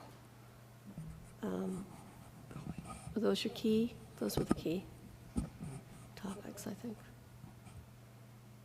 Mary? Yeah, I would support a modest use. It's, for me, I love it because it's a very peaceful place, but I do understand that band concerts and yoga, things like that it's for public use, so that's definitely something. But I do want to point out that the Rec Commission has already told us that they can't do anything next year with the CPC money that they've already, because they're overwhelmed. So anything that we would do, we would have to understand that it would be delayed. Right. If, And again, if we were counting on the rec department to do that for us, because they've already told us they're overwhelmed. And that is important to keep in mind, because even just simply renting the pavilion has a cost in terms of recreation's time, effort, work. It does. If it is going to be recreation tasked with managing that rental, I mean, that is a workload that Yeah, I someone don't want has to to I don't want to overburden them, but there's a scheduling issue, and then, because they schedule Doug White, they do a lot of scheduling for the schools, and so I think they're really proficient at scheduling facilities, both town and school facilities. So, Mark, we just mentioned that we've been working with the citizen group. We have two members of that citizen group here in the audience, Christine Denaro and Vicky Alani, and it might be nice to give them an opportunity just to provide some comments if they would like to. Do you guys want to weigh in? Also esteemed former members of the Warner's Pond Task Force. Glad to see you again. That is correct. Christine Denaro, 189 Commonwealth Avenue. I'm really excited about having a ribbon cutting at Giroux. I think it's been a long time coming. I think it would be very important to, as Jess said, to invite Nancy and to have other members there and allow her to speak. I mean, I do believe that we have this opportunity because she did sell this property to the town of Concord. And I think she sold it at a pretty good price. And I think she probably could have gotten more money if she sold it to a builder. So I think we should all be thankful that, yes, we paid a price for it, but we should be thankful that we have this beautiful property down there which overlooks Warner's Pond, which is going to be very beneficial when, MCI comes to fruition with housing and whatever. So I would really like to see ribbon cutting. As far as the monument, yeah, perhaps that monument that she has offered is slightly large. I'm certain that we could come up with something a little bit smaller, some little plaque. I mean, I know there's one over at Rideout Playground for Roy Anderson, who had, who the parking lot and whatnot was built with where his house was. So I think that's just important for, West Concord, for Concord, and to thank them for that. So that's what I would like to say. Vicki? Thank you. I also want to tell you my enthusiasm for opening Giroux Park. We're very excited. And I want to also say I'd like more community input on the active recreation. I think there are a lot of people with ideas. We've been sitting here like at the edge of our seats trying to have input on how to activate that park and how to use the park. We've done activities there. We've actually had picnics and we've had concerts there prior to this opening. And there's a lot of enthusiasm and people who would be willing to volunteer. We've provided our own trash cans. We've cleaned up our own recycling. Like, we've done a lot above and beyond, I think, what people expect out of those kinds of activities, and we're still here for that. And there's interest in having kids' art classes and lessons and bicycle lessons for young children, and things that feel active, but they're really about supporting the community and what the community wants to use that park for. And some of it's already being done, and we just want to make it more formal and more inviting for more of the community. So that's part of, I'd like to have us talk a little bit more before there's sort of a line drawn on what kinds of activities happen in the park. Great. But thank you all, and thanks for letting us come up. Thank you. Great. Any other comments from the board? Thank you, Carrie, for that suggestion. Yeah. I'm hearing that we should continue to develop these ideas and try to get some community input for it. I'm also hearing that there may be some capacity issue with the Recreation Commission and the Recreation Department that we may want to be sensitive to as well. But I've noted in other meetings that this area is going to evolve as a result of the development that's already occurred and the opportunities that exist. And I think we do well to some extent to see what happens and then adjust to it. The pavilion at this point is underutilized. But I could envision a time when it could be popular enough that scheduling might be necessary.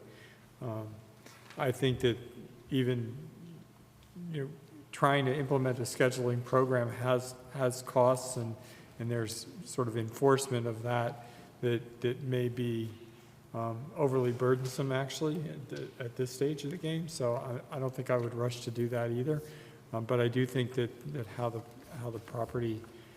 park is going to be used is a good thing to start to think more deeply about. So thank you for bringing it to us tonight, Jess. Yeah, just a comment. I agree. I don't think you'd want to rush to do it, but I think starting to do some visioning, start to get ideas out there that might come to fruition a year or 2 or 3 down the road. I think we need to do that. I think to give some really clear direction, though, we should hold a grand opening next spring.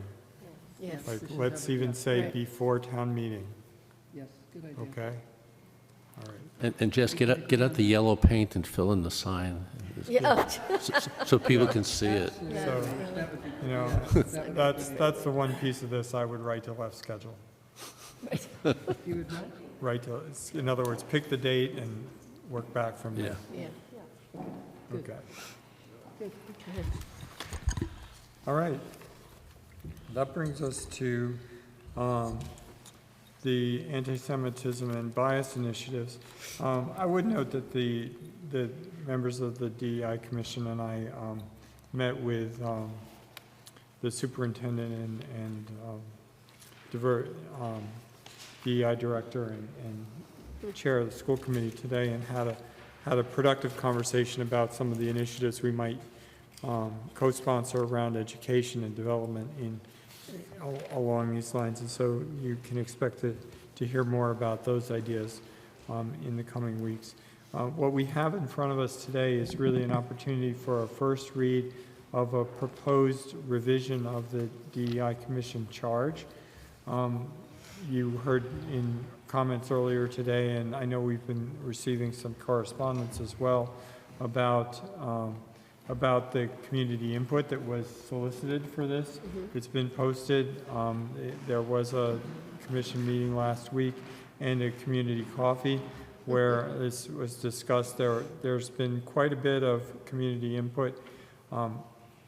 I would say that most of the effort so far has gone into the purpose section, and I think it does seem improved. The tension around that discussion has been mostly on how broadly or narrowly to sort of include it.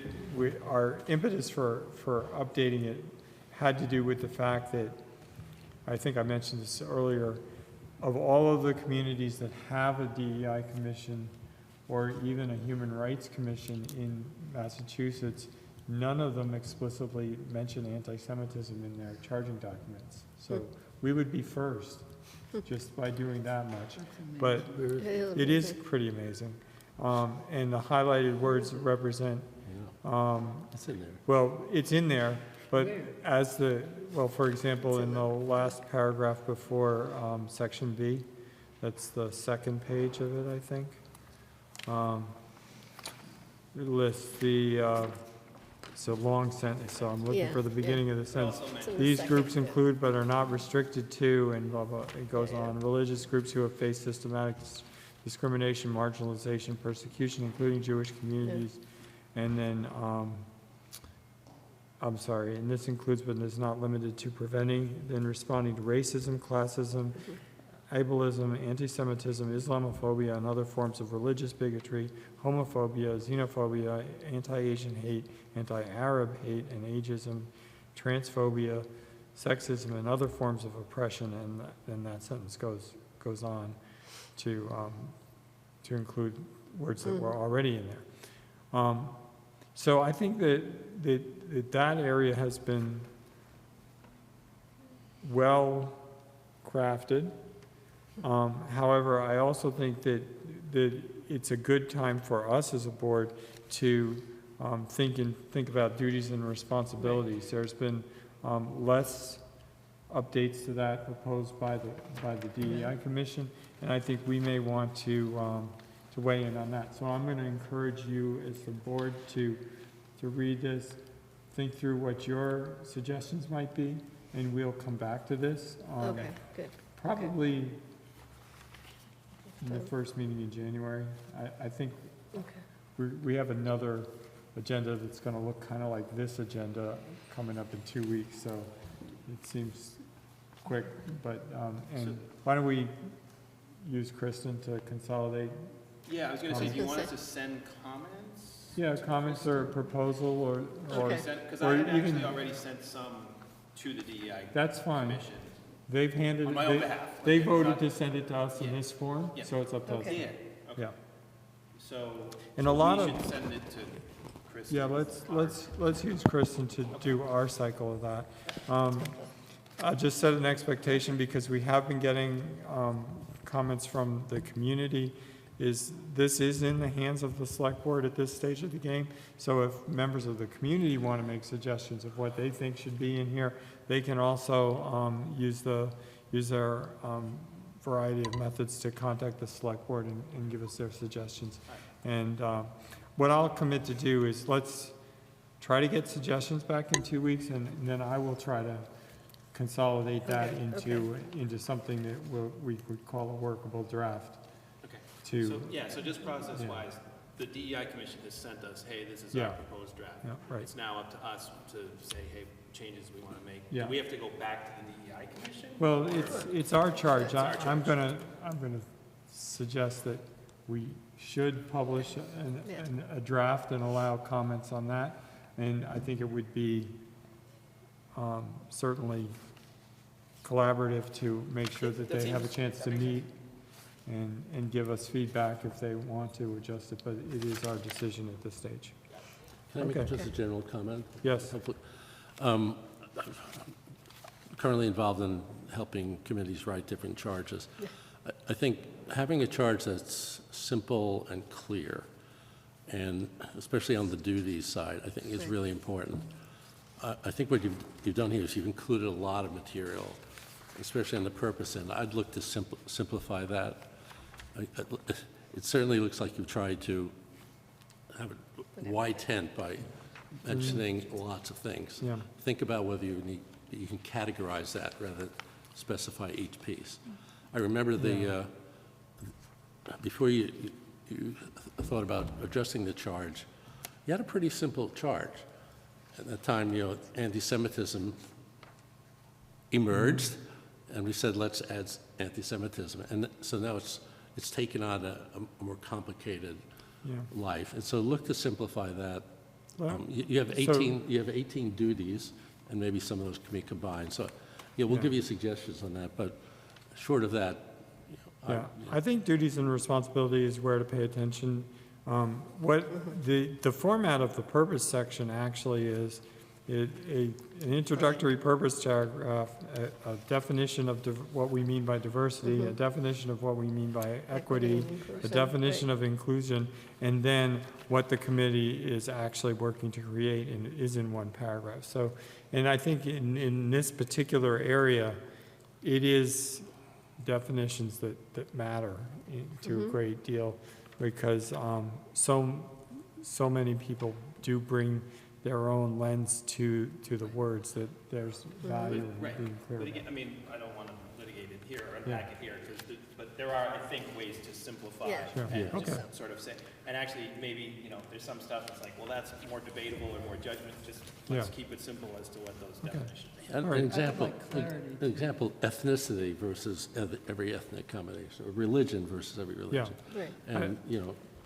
so. I would anyway, just point out that to the members of, particularly of the Jewish community who really appeared before us in numbers this year, the fact that there were already statements about religious persecution or, seemed insufficient when they actually were feeling the sting of anti-Semitism. And so I think we know that these are point-in-time documents. I would also say that there's an understanding, and it was part of the discussion in the DEI Commission, that when we do get some feedback from the incident, hate incident reporting work group and start to put our process in place, this will probably also need some further modifications. So this is not a last time, this is a next time, and probably the second time. So I don't think this has been actually revised since we formed the commission in the first place, and certainly we have some operating understanding now. Okay, so it's a first look. We'll see what we get by way of input, and I'll keep you posted on that. And with that, does anybody have any questions or comments on any of the liaison reports? I just have one update as a follow-up to the Tax Relief Evaluation Committee. There's been a lot of discussion around lack of awareness of our tax programs and relief programs, and I just wanted people to be aware that the Select Board actually had at the very bottom of its webpage a link to a document that showed those programs, and it's been revised, and I actually asked Kristen to move it up on the left navigation bar so you could actually see it.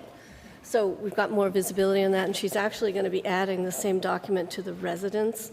Not Kristen, but Donna's going to actually be putting it under the residents section on the website as well. Good. So, because I think that's important, that we have more visibility to our program, so that's it. Totally agree. And sorry, Wendy, but when is the survey open until, or is it done? Oh, no, the survey's open until December 19th, I think. The 19th, Yeah, okay. yeah.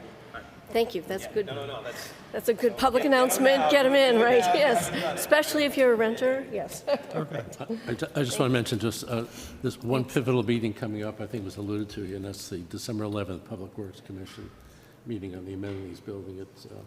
It's key, so if people want to tune into that.